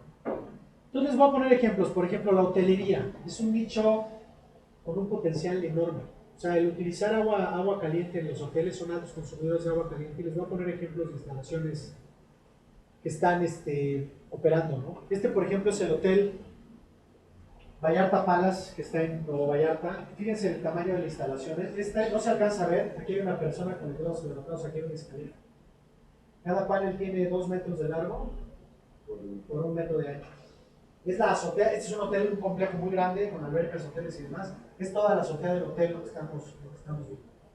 Esta instalación tiene 360 colectores, produce 120,000 litros diarios de agua caliente para todo el hotel. Se calienta el agua caliente de 360 habitaciones, 8 restaurantes, la lavandería del hotel, los baños de empleados. Es una instalación, ojo, pues aparentemente muy sencillita, ¿no? Vean qué bonita azotea, todo cuadra, todo perfecto. Pues bueno, la hidráulica, vean los tubitos. El que más o menos sepa de hidráulica y se lo imagina, son tubos de 8 pulgadas. Tubos así. ¿Por qué? Porque el caudal que requiere toda esta instalación es muy grande. Los tanques que hay en el cuarto de máquinas son de 35 metros cúbicos cada uno, y hay 4. Para que se den una idea, las pipas de gas que andan en la calle son de 8 o de 10. Imagínense que esto es 3 veces una pipa de gas de las que andan en la calle, o una pipa de agua que hay de 12 metros cúbicos. Entonces se vuelven instalaciones muy grandes y muy complejas, pero que pueden pues al final del día resolverse, ¿no? Esta es una instalación que a mí me gusta enseñar porque está toda simétrica y demás, pero ahorita les voy a enseñar otro tipo de instalaciones donde ya no está tan fácil, ¿no? Por ejemplo, es el hotel, el Cancún Palace, ahora es el Hard Rock, ¿sí? Claro, bueno, hay 3 variables, ¿no? La hidráulica, el peso es muy importante porque, qué bueno que lo hacías ver, en zonas de huracán, como Cancún, imagínense el tipo de estructura que debe de llevar el equipo. Porque tú al cliente le tienes que garantizar el equipo y normalmente los hoteleros, por ejemplo, de Cancún, tienen un seguro contra huracanes. Y el seguro te exige que tu equipo tenga un perito que te avale por lo menos 150 kilómetros por hora de resistencia. Pero más aún, a raíz ¿se acuerdan del huracán Vilma, que fue una locura, que tiró la mitad de Cancún y pasó de él? Tú que estás por allá, te tocó vivirlo de cerca, que fue una catástrofe, y que las aseguradoras quebraron porque tenían asegurado el hotel. ¿Y ahora cómo le pagas a un hotel que se...? Pues ahora las aseguradoras en Cancún te piden 250 kilómetros por hora de diseño. ¿Y eso cómo lo haces? Es fácil, el colector lo resiste, el problema es la estructura de soporte. La estructura termina pesando 3 veces más que el colector y entonces el cálculo de la estructura y del peso completo se vuelve muy importante para calcular. Ahí normalmente lo que tienes que calcular es tu peso por metro cuadrado y ver que el diseño de tu losa lo resista. En general les diría que no suele ser limitante porque las azoteas de un hotel o de una industria suelen estar muy bien diseñadas. Te pongo un ejemplo, este hotel, estos son los cubos de los elevadores. Pues imagínate el peso de un elevador y está cimentado contra la azotea, porque tú jalas al elevador desde arriba. Entonces, aquí son cubos donde además hay creo que 6 elevadores por cubo, es un hotel enorme. Entonces, en general, y en casi todos los casos, el peso no resulta ser problema, pero sí es muy importante calcularlo y que esté en una memoria de cálculo avalada por un perito o un estructurista. ¿Y ahí por qué no buscamos cambios verticales en el sistema? El cuarto de máquinas, tenían 6 metros de largo los tanques. No, el cuarto de máquinas no cabían, no había manera de ponerlo. Es más, te digo lo que pasó, el hotel ya existía porque fue un hotel que compró esta cadena y la remodeló. Tuvimos que tirar 3 muros para meter los tanques. Y luego de meterlos, volver a hacer los muros. O sea, los tanques están ahí adentro y el día que se tengan que sacar hay que volver a romper los muros. Porque son tanques tan grandes que ahora sí que les construyes y dices, bueno, ni modo, el día que tengan que hacerlo, vuelvo a tirar un muro. Pues no vas a tener una puerta de 8 metros de largo para poder sacarlos una vez cada 5 años. 5 años. En teoría sería lo ideal, pero pues, tú sabes que una instalación así es carísima, ¿no? Entonces es más fácil dentro de 10 años tirar ese muro o armar el tanque dentro. Puedes desarmarlo y cortarlo y armar un tanque dentro. Eso funciona. Esa es otra instalación bastante simétrica. Solamente ven en la azotea algunas salidas manejadoras de aire acondicionado, pero en realidad si la viéramos aérea, pues en realidad está bastante simétrica, ¿no? Y es una instalación más o menos fácil, pero la cosa se va normalmente complicando. Este es otro hotel, por ejemplo, un hotel en Acapulco, el Hotel Club del Sol, ya existente. Si se fijan aquí, los paneles solares están en medio de todo, ¿no? Estas son salidas de aire acondicionado, están todavía un poquito simétricas. Aquí se ven las tuberías que alimentan los dos campos de colectores. En este caso, el cuarto de máquinas está acá abajo, y aquí subimos, vamos al campo de colectores solares y regresamos, ¿no? Todas estas instalaciones son instalaciones, la verdad es que bastante grandes, ¿no? Son instalaciones para altos consumos, sí. ¿Se te puede que un hotel tenga instalaciones de tubos evacuados? Sí, sí hay. Son pocos. Sí hay, pero te diría que una instalación a circulación forzada, una instalación a circulación forzada con tubos de vacío se te vuelve compleja. Primero por la temperatura de estancamiento, lo que les platicaba. Es decir, yo voy a llegar allá arriba a 180, 200 grados y tengo que controlar muy bien. Segundo, en lugar de yo tener 20 colectores solares, voy a tener 20 equipos de tubos y cada equipo de tubos tiene 15 tubos. Entonces termino teniendo 350 tubos y 350 empaques. Entonces el mantenimiento se empieza a volver más complejo, que se puede decir, yo ahorita te voy a enseñar esa instalación. Con el heat pipe resuelves un poquito mejor el problema de los empaques y los tubos y demás. Sí hay, ahorita de hecho es lo que te quería abrir para enseñarte instalaciones de otro tipo, ¿no?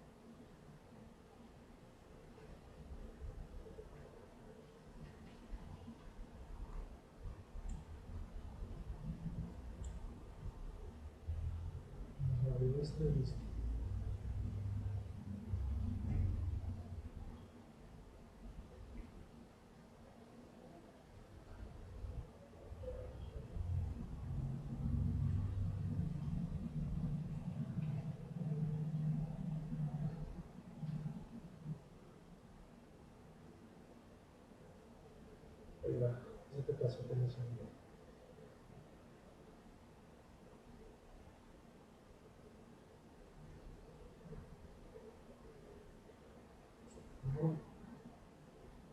Ahí está. Entonces, miren, por ejemplo, esta instalación, les platicaba en serie paralelo, hay dos campos de colectores, no se alcanza a ver bien la foto, porque hay un campo y tiene otro campo, están en serie los dos campos, ¿no? Y luego, pues bueno, lo ideal, ¿no? Pues este es un hotel fiesta ahí, no, hombre, miren qué bonita azotea, ¿no? Todo cuadrado, perfecto, rectangular, ¿no? Pues esta de hidráulica no se te hace nada complicado, ¿no? O un hotel, por ejemplo, es un hotel en Sonora, ¿no? Igual, todo rectangular, todo perfecto y demás. Pero en general se te va complicando el tema, ¿no? Este es otro hotel, los hoteles de Misión, por ejemplo, ahí en el campo de colectores solares. Pero ¿qué sucede? Por ejemplo, un hotel, este es el hotel más grande que uno de los más grandes de Cancún, el Moon Palace, que es un hotel enorme y además es horizontal. Entonces tenemos colectores solares aquí, aquí, aquí, aquí, aquí, aquí, aquí. Y entonces termina siendo, no solo por hidráulica, por orientación, si ustedes se fijan, este campo de colectores ve al sur, por este ve al sureste. ¿Qué sucede? Ayer lo vimos que la pérdida de orientación es un tema de cálculo, pero se decidió hacer así porque la hidráulica era más fácil y más barata que estarnos cuadrando todos conforme exactamente al sur. Pues vean cómo están sus edificios. Se vuelve complicado, la tubería se te va complicando todo. Entonces, en realidad, yo sé que no se los pongo porque pues se va volviendo cada vez más compleja la resolución de los proyectos conforme más grandes son. Fíjense, son las tuberías de alimentación y descarga, pero en realidad los equipos están en medio de los aires acondicionados, al lado de pretiles, o sea, de los extractores, se vuelve complicado, ¿no? O luego podemos tener instalaciones donde hay muchas secciones. Este es el hotel Las Mesas del Sur. Estos son colectores para la alberca, son de plástico, y estos son colectores para las habitaciones. Pero si viéramos una foto aérea, son 10 edificios como este. Entonces yo tengo 10 sistemitas independientes y sistemas para cada alberca de manera independiente. Se va volviendo complejo, ¿no? O luego pues resulta que no hay espacio. Es el Hotel Hilton de aquí de Reforma. Pues en la azotea no había espacio, entonces tuvo que hacer una estructura, arriba los colectores solares, abajo los tanques de acumulación, todo en una sola unidad. Esta es unidad paquete. No había otro espacio. Entonces, hay muchas maneras de resolverlo, y ahí es donde viene un poquito el ingenio y el conocimiento de un diseñador de hotel solar, ¿no? O sea, cómo poder ir cuadrando todas las necesidades del cliente, porque pues, es un edificio de torre con una azotea chiquitita, no tiene mucho espacio en la azotea, ¿no? Oye, una pregunta, ¿sí? ¿Hay tubos de esos blancos? ¿Eso no lo podrías usar para instalar todo eso? Era el aislamiento. Ah, era el aislamiento. Sí, los que viste acá atrás. Sí. Estos es el aislamiento, no es el tubo. O sea, tiene fibra de vidrio y encima tiene aluminio.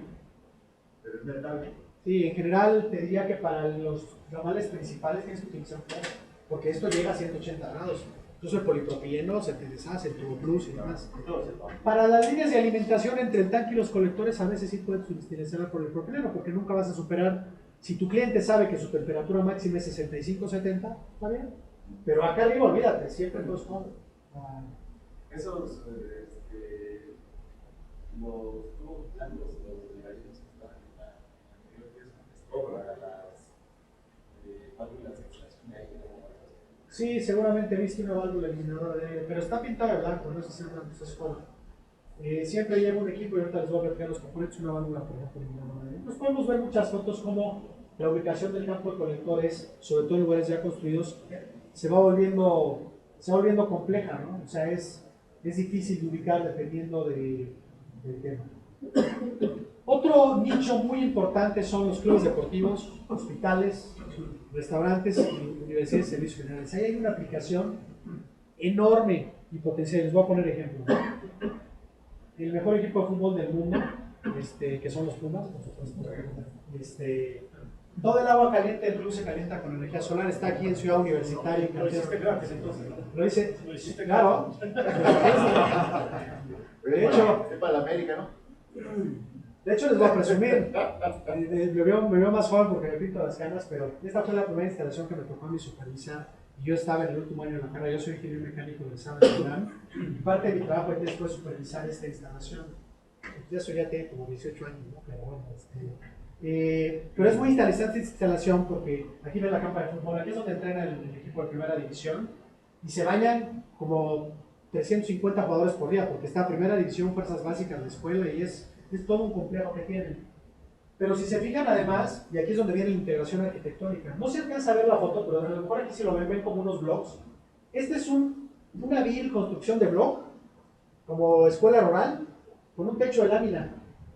Son las regaderas y los vestidores. Pues el arquitecto que diseñó, que falleció el año pasado, el arquitecto Juan José Díaz Infante, que fue el primer portero de los Pumas en los años 50, cuando subieron de segunda división a la primera, que fue el mismo que diseñó la Bolsa Mexicana de Valores.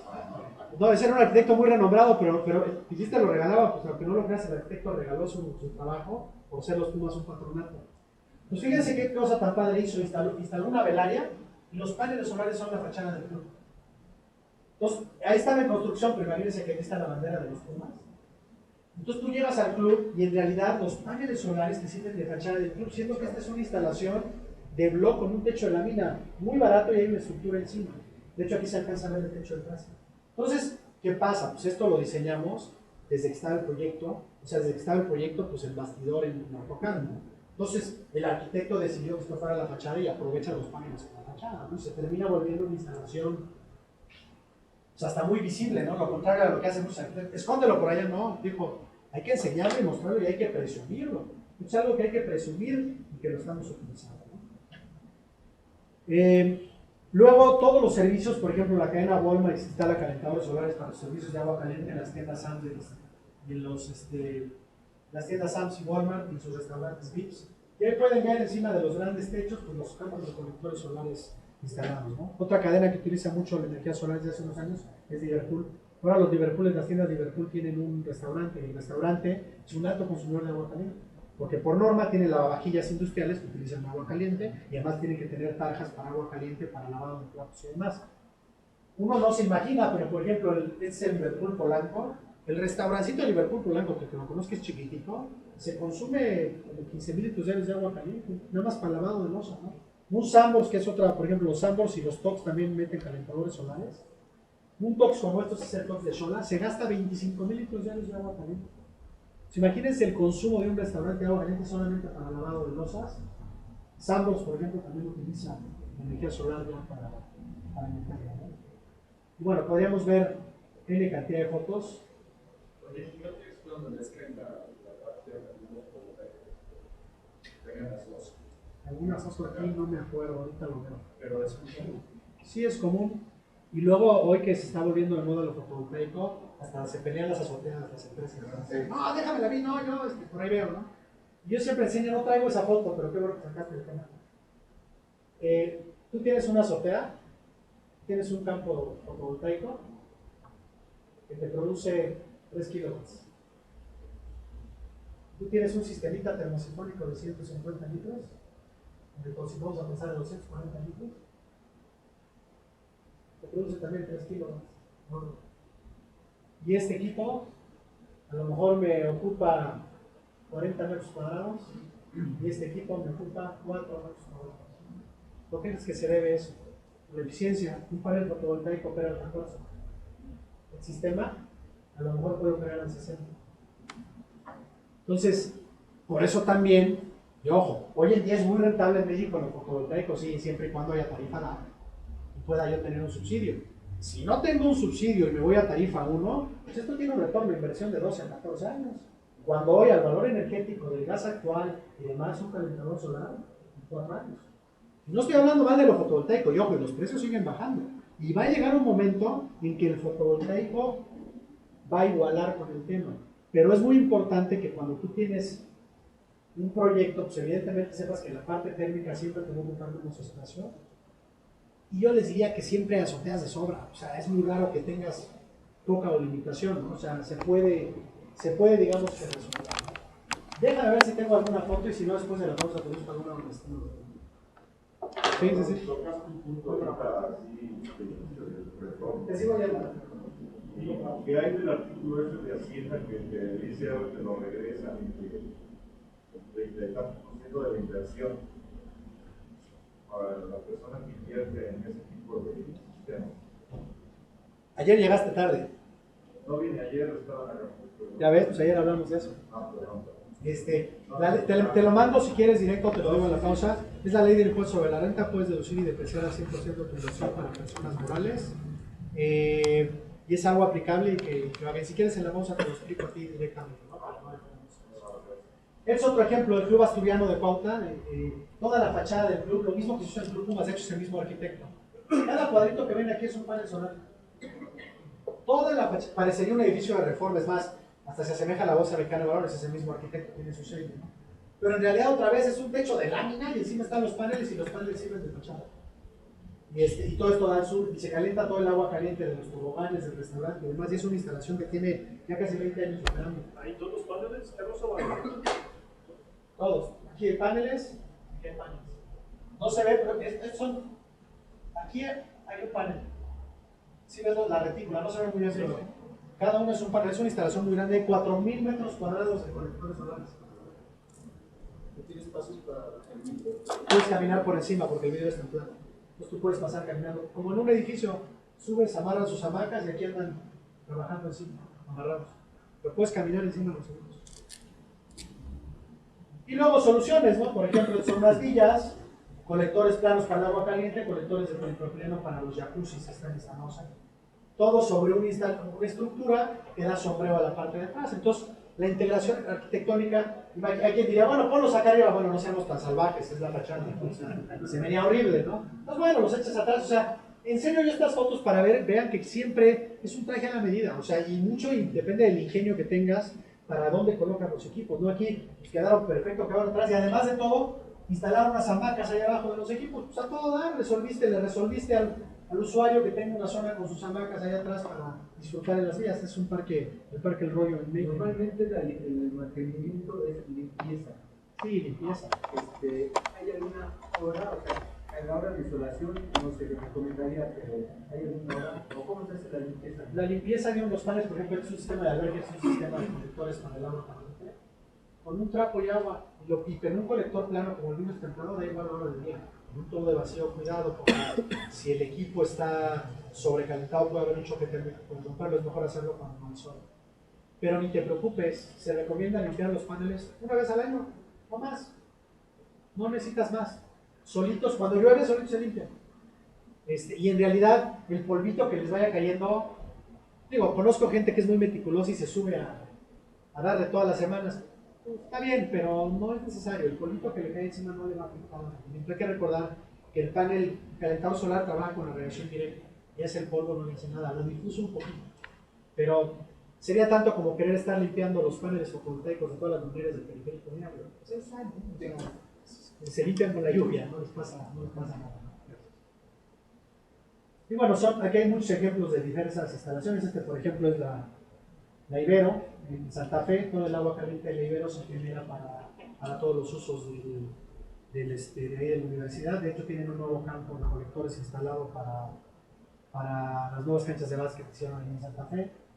La Metropolitana, les había enseñado ahí esta foto, pues bueno, imagínense que los colectores están arriba, y aquí debajo, están arriba de esta losa y los otros tanques están debajo, ¿no? Igual, es una instalación simétrica, ¿no?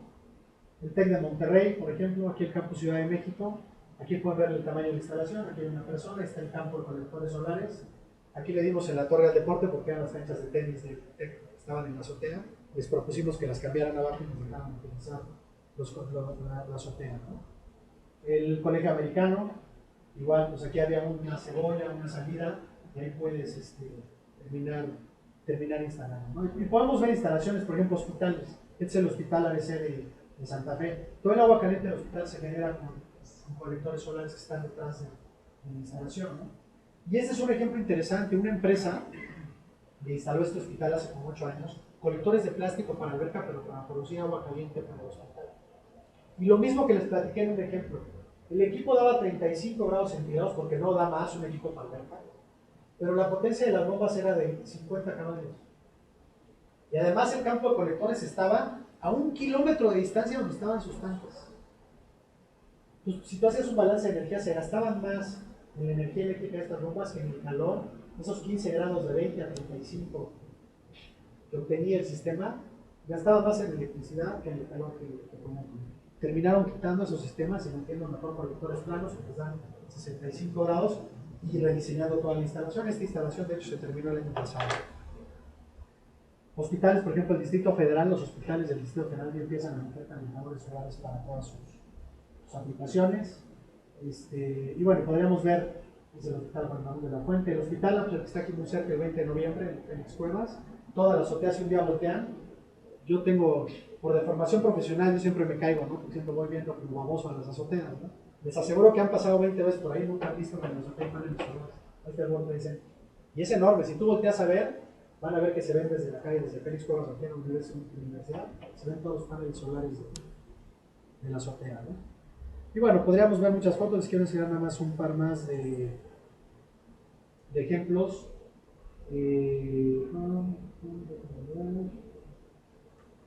Pero bueno, la industria. El otro nicho importante es la industria. La industria es el mayor consumidor de agua caliente que hay en el mundo. Y es el nicho donde menos se mete la gente porque se termina siendo muy complejo. Pero les pongo un ejemplo. Por ejemplo, el Grupo Bimbo aquí en Azcapotzalco, todas sus plantas ya usan energía solar para precalentar el agua de todo el agua de sus procesos, para producir panel que he hecho para una vez esta agua ahí.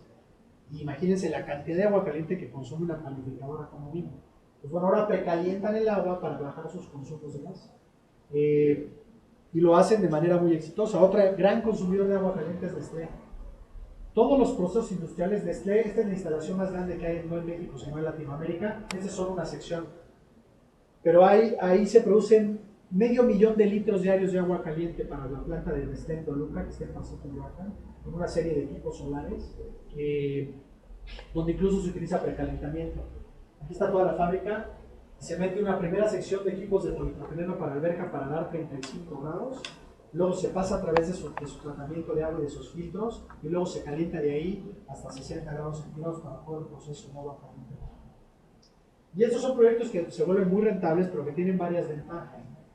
La industria, al igual que los hoteleros, cada vez más entra en este tema no solo por ahorro, sino por venderse como industria limpia e industrial. Y eso vende no saben cuánto. Les pongo un ejemplo, esta es una firma con la cual yo trabajo hace 7, 8 años. Hace 7 años me pedían 2 años de retorno de inversión para los proyectos y los decidí en ingeniería. No, pues hicimos uno. Hace 5 ya dijeron, bueno, ya aceptamos proyectos de 3 o 4 años de retorno de inversión porque pues, son ecológicos, ¿no? Este proyecto de Coyoacán, nunca me preguntaron el retorno de inversión. Era un mandato de su área de mercadotecnia porque esta planta la estaban certificando como la primera planta verde de toda América. Entonces tenían que producirlo con... Obviamente el proyecto fue muy rentable y tenía menos de 3 años, pero ya les cambió la mentalidad. O sea, es una empresa que ya le importa más lo que está dejando de emitir de CO2 en sus chimeneas que el retorno de inversión. Para allá va el mundo. En México todavía no estamos ahí. Yo siempre digo, ser ecologista es muy padre, pero primero está mi dinero. O sea, mientras no me sea rentable, pues yo seguiré contaminando, ¿no? Y es donde se tiene que trabajar mucho en la parte de rentabilidad. Y bueno, y luego, aquí les quiero enseñar este es un intercambiador de calor, este es un sistema como el de los que les enseñaron, un sistema indirecto, donde el campo de... ¿Por qué se utilizó aquí el indirecto si es en Chiapas? No hay congelamiento, no hay dureza, pero resulta ser que es el agua con el cual se produce la leche nido. Es la planta de Nestlé donde se fabrican todas las fórmulas de leche nido. Y esa agua es un agua que tiene tal pureza y tal tratamiento que utilizan, está prohibido que entre en contacto con cobre. Solamente pueden conducirla por acero inoxidable. Entonces, obviamente no podía, bueno, lo primero que nos dijo Nestlé es, usar los colectores con intercambiador de acero inoxidable, pues sí se puede, pero es carísimo. Mejor metes un intercambiador de calor, ese es un sistema indirecto. Toda la parte solar, si la ven, es en cobre. No se ve del otro lado, pero toda la parte del proceso es en acero inoxidable. Y ese es todo el agua que se utiliza para todos los procesos de fabricación de la leche nido. Y bueno, hay muchas empresas que están metidas ya en este tema, operando Barcel, L'Oreal. Si se fijan, cada traje, ¿tampoco han visto 2 instalaciones iguales? Siempre son temas diferentes, ¿no?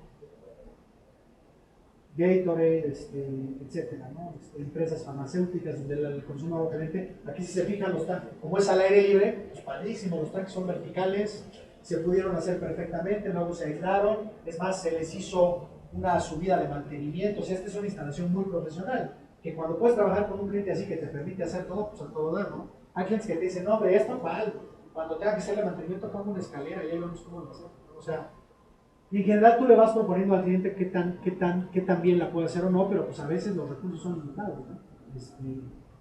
Pero bueno, esto es una instalación ideal, incluso los tanques son de acero inoxidable. La estructura lleva muchísimo material, ¿no? ¿Qué es lo que se utiliza para la estructura? Acero. Es lo más- Hay estructuras de aluminio, igual que con los paneles fotovoltaicos, pero el aluminio es más caro. ¿Se va a pintar con algún tratamiento? Normalmente pintura electrostática, es decir, hay estructuras ya de fabricantes prefabricadas que te lo ponen así. Lo más común es acero o acero galvanizado. Y como no tienes la bronca que sí tienes con los paneles fotovoltaicos, que luego tienes que aislar para que no haya un tema, porque no hay ninguna parte eléctrica, esto es térmico, el acero es lo más barato, lo más resistente y no te mete tanto problema. El aluminio, yo he visto algunas instalaciones con aluminio sí, encarece la instalación.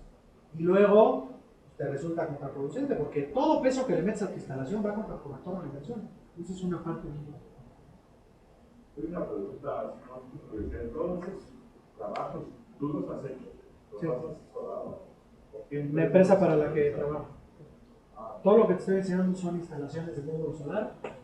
Yo soy el director de módulo solar. Algunas me tocaron, sí, yo fui 10 años el director de ingeniería de esta empresa. Y pues la mayoría de estas me tocaron, me las sé de memoria, para saber vender y dirigir, pues hay que saber hacerlo. Pero se vuelve, digo, las enseño más que nada como ejemplos de que no hay dos instalaciones iguales. Vean aquí, por ejemplo, esta es una fábrica y estos son láminas translúcidas de iluminación natural. Tú dirías, bueno, pues júntame todo y ponme todos juntos. No, pues espérame, tengo que respetar las láminas translúcidas, tengo que respetar mis cebollas de ventilación. O sea, termino haciendo una instalación adaptándome a lo que hay. Yo les diría que uno de cada 20 proyectos te hablan cuando están construyendo el lugar y están proyectando. Bueno, ahí se vuelve facilísimo porque tú le dices al proyectista, dame un espacio así, con orientación sur y demás. Y ya, normalmente te buscan, primero construyen, empiezan a operar y ya que ven que el gas descanso cuesta carísimo, entonces hablan del caso solar. Oye, venga a ayudar porque pues, tengo consumos muy altos de agua caliente, ¿no? Y bueno, otro nicho final, para terminar de ver, mira, aquí hay instalaciones de tubos de vacío, como terminamos. Por ejemplo, es la planta de Sucarme en Culiacán. ¿Por qué se instalaron heat pipes y tubos de vacío? Porque el agua caliente la utilizan en esta planta, es un rastro donde matan a las reses. Por norma, ellos tienen que cada vez de que su zona de sacrificio donde matan a los animales, cada cierta cantidad de horas la tienen que lavar con agua caliente arriba de 65 grados, para matar bacterias y matar todo lo que, o sea, que no se contamine el lugar. Entonces ellos utilizan agua a mínimo 70, 65, 70 grados. Era más rentable instalar colectores de tubos de vacío que conector plano por la eficiencia. De hecho, este sistema está diseñado para dar 85 grados centígrados. Entonces son sistemas con heat pipes, están instalados, directos o rigurosos, son y operan bien, y operan muy bien. En rastros, por ejemplo, es muy común el uso de tubos de vacío. Este es otro rastro en Torreón. Aquí puedes ver también los equipos de tubos de vacío con su intercambiador de calor con heat pipe. Aquí está el tanque, aquí está la bomba recirculadora. Si ven la tubería, todavía no estaba aislado, este fue el proceso de cobre. Y ahí están los equipos, ¿no? Así. Aquí hay otra instalación con tubos de vacío, que es otro rastro. Todas estas instalaciones que ven fueron financiadas. Les platicaba ayer que hay un programa de la Secretaría de Agricultura del Fideicomiso de Riesgo Compartido donde le da el 50% a fondo perdido al productor para instalar. Todas estas instalaciones fueron cofinanciadas por FIRCO y con el fondo perdido del FIRCO. Aquí hay otra más de tubos de vacío, igual en Torreón, donde pueden ver ahí todos los equipos de tubos de vacío instalados en paso. Entonces, en realidad, las dos tecnologías conviven y pueden operar, ¿no? Siempre es importante seleccionar la más A adecuada. este tubo de vacío, cuando empezaron a llegar a México, hace unos 12 años, tenían abajo un metal, Un reflector, y ahora ya no lo traen. porque se ahorran unos pesos. No hay otra razón. El reflector es muy bueno, esta lo trae, no se alcanza a ver. El tubo de vacío tiene un inconveniente. Si tú ves un tubo de vacío por el diseño, tienes un tubo, hay un espacio de aire y otro tubo. Entonces, esta área la pierdes de sol. ¿Qué hacen los reflectores detrás? Que el sol que entra por ese hueco, si tú lo ves de lado, los reflectores son así. De aquí viene el tubo. Justo están diseñados para que el sol que entra aquí rebote y aproveches esa área que está muerta. Pero tiene un costo, entonces pues esos reflectores se los quitan por costo. Pero un buen tubo de vacío tiene que tener reflector trasero, porque además te protege, ese reflector trasero te protege del viento por detrás. Y el viento, por más de que el aislamiento es muy bueno, el viento enfría el equipo. ¿Los granizo qué hacen? ¿Llorar? No, no es cierto. Hay equipos de tubos de vacío que resisten granizo. Y es bien importante. Y ahorita está trabajando una norma oficial mexicana de equipos solares. Está por salir a finales del otro año. Lo está haciendo la Secretaría de Energía. Soy miembro de ese comité. Y un tema importante es que estamos queriendo homologar con normas europeas. En Europa se hace una prueba, y ahorita les voy a poner un video, donde tú simulas un granizo de 1 pulgada sobre tu equipo. ¿Ya lo vieron ayer? Bueno, hay tubos de vacío que lo resisten, o sea, no todos. Pero ¿qué pasa? Pues tiene que ser vidrio templado, un espesor más grande y todo. Muchos de los tubos de vacío que se venden en México, que vienen de China, no resisten el granizo. Algunos sí, algunos no. ¿Qué hacen algunos? Le meten una malla encima, ¿no? Pues sí, pero sombrea aquí, ¿no? O te dicen, no, pues si va a granizar, ponle una cubita. Policarbonato. Sí. Imagino que ustedes dan solución llave en mano, ¿no? Sí, siempre. Si ustedes proveen los colectores de tubo de vacío, ¿qué garantía dan ustedes en los tubos en los 3 años? Lo que me da el fabricante chino. ¿Y contra qué garantía? Todo lo que, o sea, un buen equipo de heat pipes, sí, claro. Estos equipos resisten 30 milímetros de granizo, pero más probado en laboratorio. Porque esa es otra, ¿eh? Todo el mundo te dice, sí, resiste granizo. No, dale una garantía a tu cliente de que si hay una granizada y se rompe uno, le vas a reponer el equipo. Esa es una garantía real, ¿no? Yo les pongo siempre el ejemplo, ¿no? Tú aseguras tu coche, si hay una granizada y se te rompe el parabrisas, seguro te lo cubro. El seguro le vale, o sea, el seguro lo único que hace es, ¿qué pasa? El vidrio de un coche y el parabrisas es vidrio templado. Para que te lo rompa un granizo, tiene que ser una granizada bastante potente, pero las hay, ¿eh? Es más, no necesitas decirle al seguro nada más que llevar a la viniera, pagar tu deducible del 5 o del 10% de seguro y te cambian el vidrio gratis. Lo mismo tienes que hacer una instalación así. Imagínate, el granizo es lo que menos nos preocupa. Un nicho muy fuerte que han hecho mucho es Cancún. Fíjate el riesgo de los huracanes. Ya nos pasó. El huracán Vilma le cayó a 20 instalaciones que estaban ahí. No les voy a decir que no hubo daños, hubo muchos daños, porque el problema no es que tu instalación resista. En un huracán llegan cosas volando.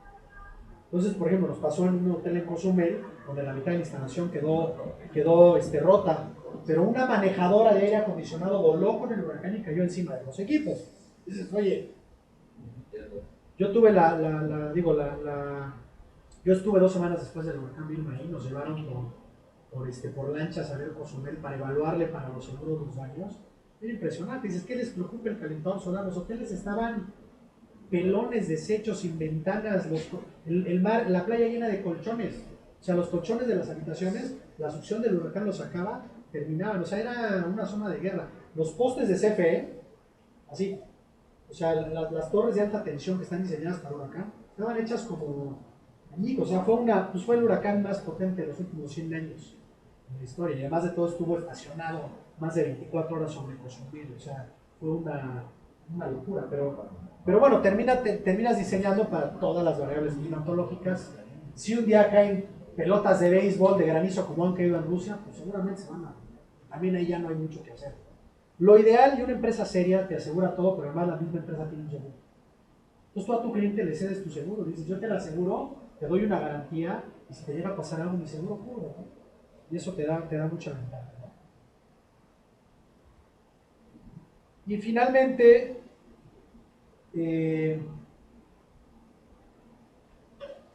¿cuáles son los principales aspectos importantes que debemos de tomar en cuenta para hacer un buen diseño de un equipo solar? Ahorita nos vamos a pasar después porque vamos a entrar al receso, ya directamente a cómo dimensionar y todo, pero este es un resumen como inicial de todo lo que les he platicado.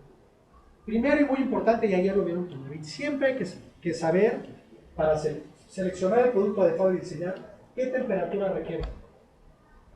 No es lo mismo 40 que 55 que 90 grados. Y como ya vieron, hay productos diferentes para cada uso. Hay un grave error y un grave problema que hacen muchas empresas en México. Quieren que con el mismo producto matarlo, resolver los mismos problemas. Los que importan tubos de vacío, pues el tubo de vacío para todo, para las albercas, para las casas, para la industria, para todo. Pues el tubo de vacío funciona y funciona bien. Para una alberca, mi mono de la risa es menos eficiente, no tiene un intercambiador de calor que resista el cloro, no resiste presión, o sea, 20 problemas te va a meter un sistema y te va a dar menos energía. Y va a ser más caro. O al revés, yo importo productos de polipropileno para albercas y los quiero utilizar a fuerza para agua caliente a 50 grados, pues no es el producto adecuado. Entonces, siempre la temperatura es muy importante. Segundo, y ayer lo veíamos, pues tienes que diseñar contra las variables climatológicas del lugar, donde varía la radiación solar, la temperatura, los vientos. No es lo mismo diseñar para Toluca, para Lepe que para Acapulco. Siempre va a variar mucho, ¿no? El sistema siempre debe de ser automático y automatizado. Ya les enseñé los controladores, nos podríamos meter muy a fondo, no es tema de este curso, pero es bien importante que sea automático. Yo me he encontrado cada locura, por ejemplo, una alberca olímpica, imagínense que es una alberca enorme, donde en lugar de meter una instalación a lo mejor de costo $1,5 millones de pesos, que le costó al usuario, su rutina era que el cuate de mantenimiento a las 9:30 de la mañana iba y lo prendía, se iba a trabajar, llegaba a las 6 de la tarde y lo apagaba. Un calentador solar cuando hay sol, calienta, pero ¿qué pasa si se nubla? Se enfría. Es más, el calentador solar es un magnífico enfriador lunar. Les pongo un ejemplo en Mazatlán, los que hayan estado en Mazatlán. Mazatlán tiene un invierno frío, pero un verano muy caliente, tiene una oscilación muy alta. Entonces las albercas en Mazatlán en verano, ahí tienen puro turismo gringo, ¿no? Bueno, que hay mexicanos en mucho. Y al gringo el agua arriba de 28 grados no le gusta el agua templada pero no caliente, no como a los mexicanos, nos gusta 30, 32, y tu esposa si lleva a su hijo quiere que esté a 34, o sea, quiere el agua bien caliente. Resulta ser que en Mazatlán hay varios hoteles que les da las albercas el sol todo el día, y en verano tenían el problema de que se les subía por la pura radiación solar a 30 o 32 grados, y los huéspedes se quejaban. Metían sus chillers del aire acondicionado entre la alberca, imagínense el gasto de energía. Muy fácil, instalas un campo de colectores solares que en invierno calientan la alberca y en verano de forma reversible se prenden en la noche y te enfrías la alberca. Con el mismo campo. En la noche enfrías la alberca. Sí, en la noche puedes enfriar la... Sí, claro. De hecho, te voy a decir algo. Si tú por error, y le pasó a un cliente nuestro aquí en el Ajusco, tiene una casa, construyó su casa, hizo una alberca techada, preciosa, le metió calentadores solares. Por error, su jardinero un día dejó el calentador solar prendido toda la noche en el Ajusco. Su alberca amaneció a 5 grados.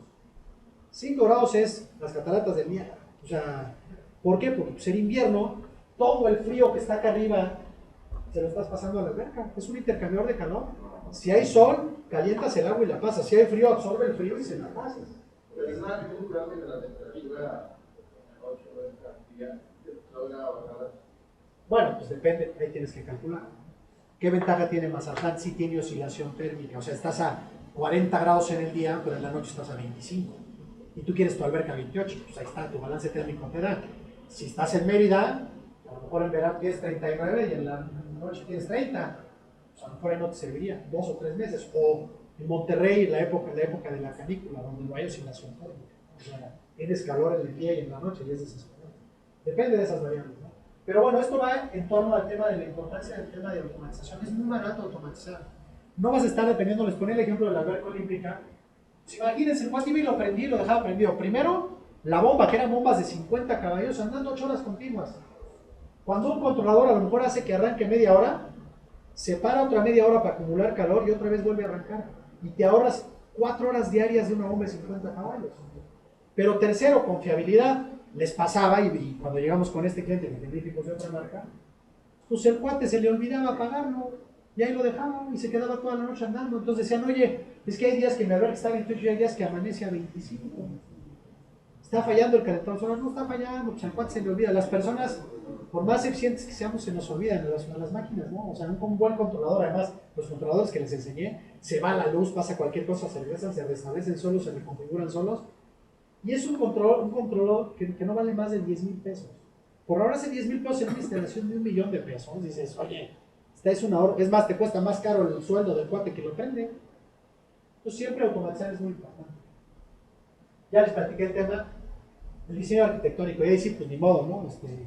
Arquitectura manda. O sea, nosotros estamos para lo que el arquitecto diga. Si lo puedes convencer de que luz, que sería bonito, que padre. Y si no, tu trabajo es esconderlo. Ponerlo atrás. Ojo, no como muchos arquitectos, ¿no? De que pues no te preocupes, metamos el calentador solar y aquí le ponemos un muro, ¿no? Pues espérame, me quitas el sol, ¿no? O sea, hacer que rimen las dos cosas, la necesidad tuya de ingeniería y las necesidades de arquitectura. Un tema muy importante, y este es un tema que lo vamos a ver ahora para el diseño. Siempre vas a diseñar con el consumo promedio de agua caliente en una instalación. Y eso grábenselo bien. ¿Por qué? Porque los que saben diseñar agua caliente convencional, un boiler, una caldera, diseñas contra un consumo pico. Tú cuando vas a comprarte el boiler de tu casa, te preguntan en la ferretería, ¿cuántos baños tiene? 2. usted necesita uno de 2 servicios simultáneos. ¿Por qué? Porque un boiler está diseñado para tu consumo pico. Si abres 2 regaderas, que no te deje de salir agua caliente. Pero un equipo solar es un equipo de ahorro de energía. Es más, a mí no me interesa cuántos baños hay en tu casa. Me interesa saber cuántas personas se bañan o tu consumo diario de agua caliente. ¿Qué pasa? Si tú le preguntas a alguien cuánta agua, a ver, a ti, ¿cuánta agua caliente consumes en tu casa? 200 litros. Lo estás estimando, pero no lo sabes. Y es más, yo no conozco a nadie que tenga un medidor de agua caliente en su casa, tienes un medidor de agua fría. Si yo te pregunto cuánta agua consumes, pues ves tu recibo de agua potable y pues ya, mira, me estoy consumiendo 2 metros cúbicos diarios, ¿no? Pero el agua caliente nadie la mide en este país. Solamente la miden la industria, en algunos procesos. Pero es más, tú llegas a un hotel y lo primero que le preguntas al hotelero es ¿cuánta agua caliente consumes? ¿Quién sabe? Pues ahí está el equipo, ¿no? No lo sé, no se mide. Entonces tú tienes que calcularla en base a los consumos promedio. Y ahorita los vamos a ver después del receso. Hay tablas de cálculo donde dices, bueno, por cada usuario considera cierta cantidad de agua caliente dependiendo del tipo de usuario, dependiendo del tipo de uso que se pasa al agua. Pero ¿por qué es importante irse al promedio? Porque tú lo que vas a hacer es un ahorro de energía. Les pongo un ejemplo, un hotel de 100 habitaciones. Tú sabes que por promedio, lo veremos al rato, consume 150 litros diarios de agua caliente por habitación. Pues muy fácil. 100 habitaciones por 150 litros, pues es un sistema de 15,000 litros, vamos. Pues a lo mejor resulta que la ocupación promedio del hotel es 50%. ¿A qué demonios le pongo un equipo solar a 100% de ocupación si el promedio de ocupación es el 50%? Voy a estar subutilizando el equipo, ¿me entienden? Le meto un equipo de 10,000 litros y él consume 5. En lugar de su retorno de inversión irse a 4 años, se le viene a 8. Está sobredimensionado y lo está sacando. Entonces, muy importante siempre enseñar. Ya lo vimos también y hablamos de huracanes, el anclaje del sistema es muy, pero muy importante. Y no solo en zonas de huracán.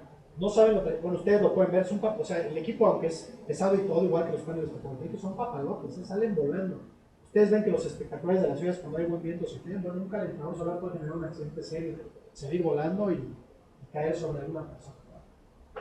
Y obviamente también ya lo vimos, el cálculo hidráulico evite consumos excesivos en el bombeo. Eso es muy importante, siempre poner énfasis en seleccionar la bomba adecuada y cuidar el consumo eléctrico de agua.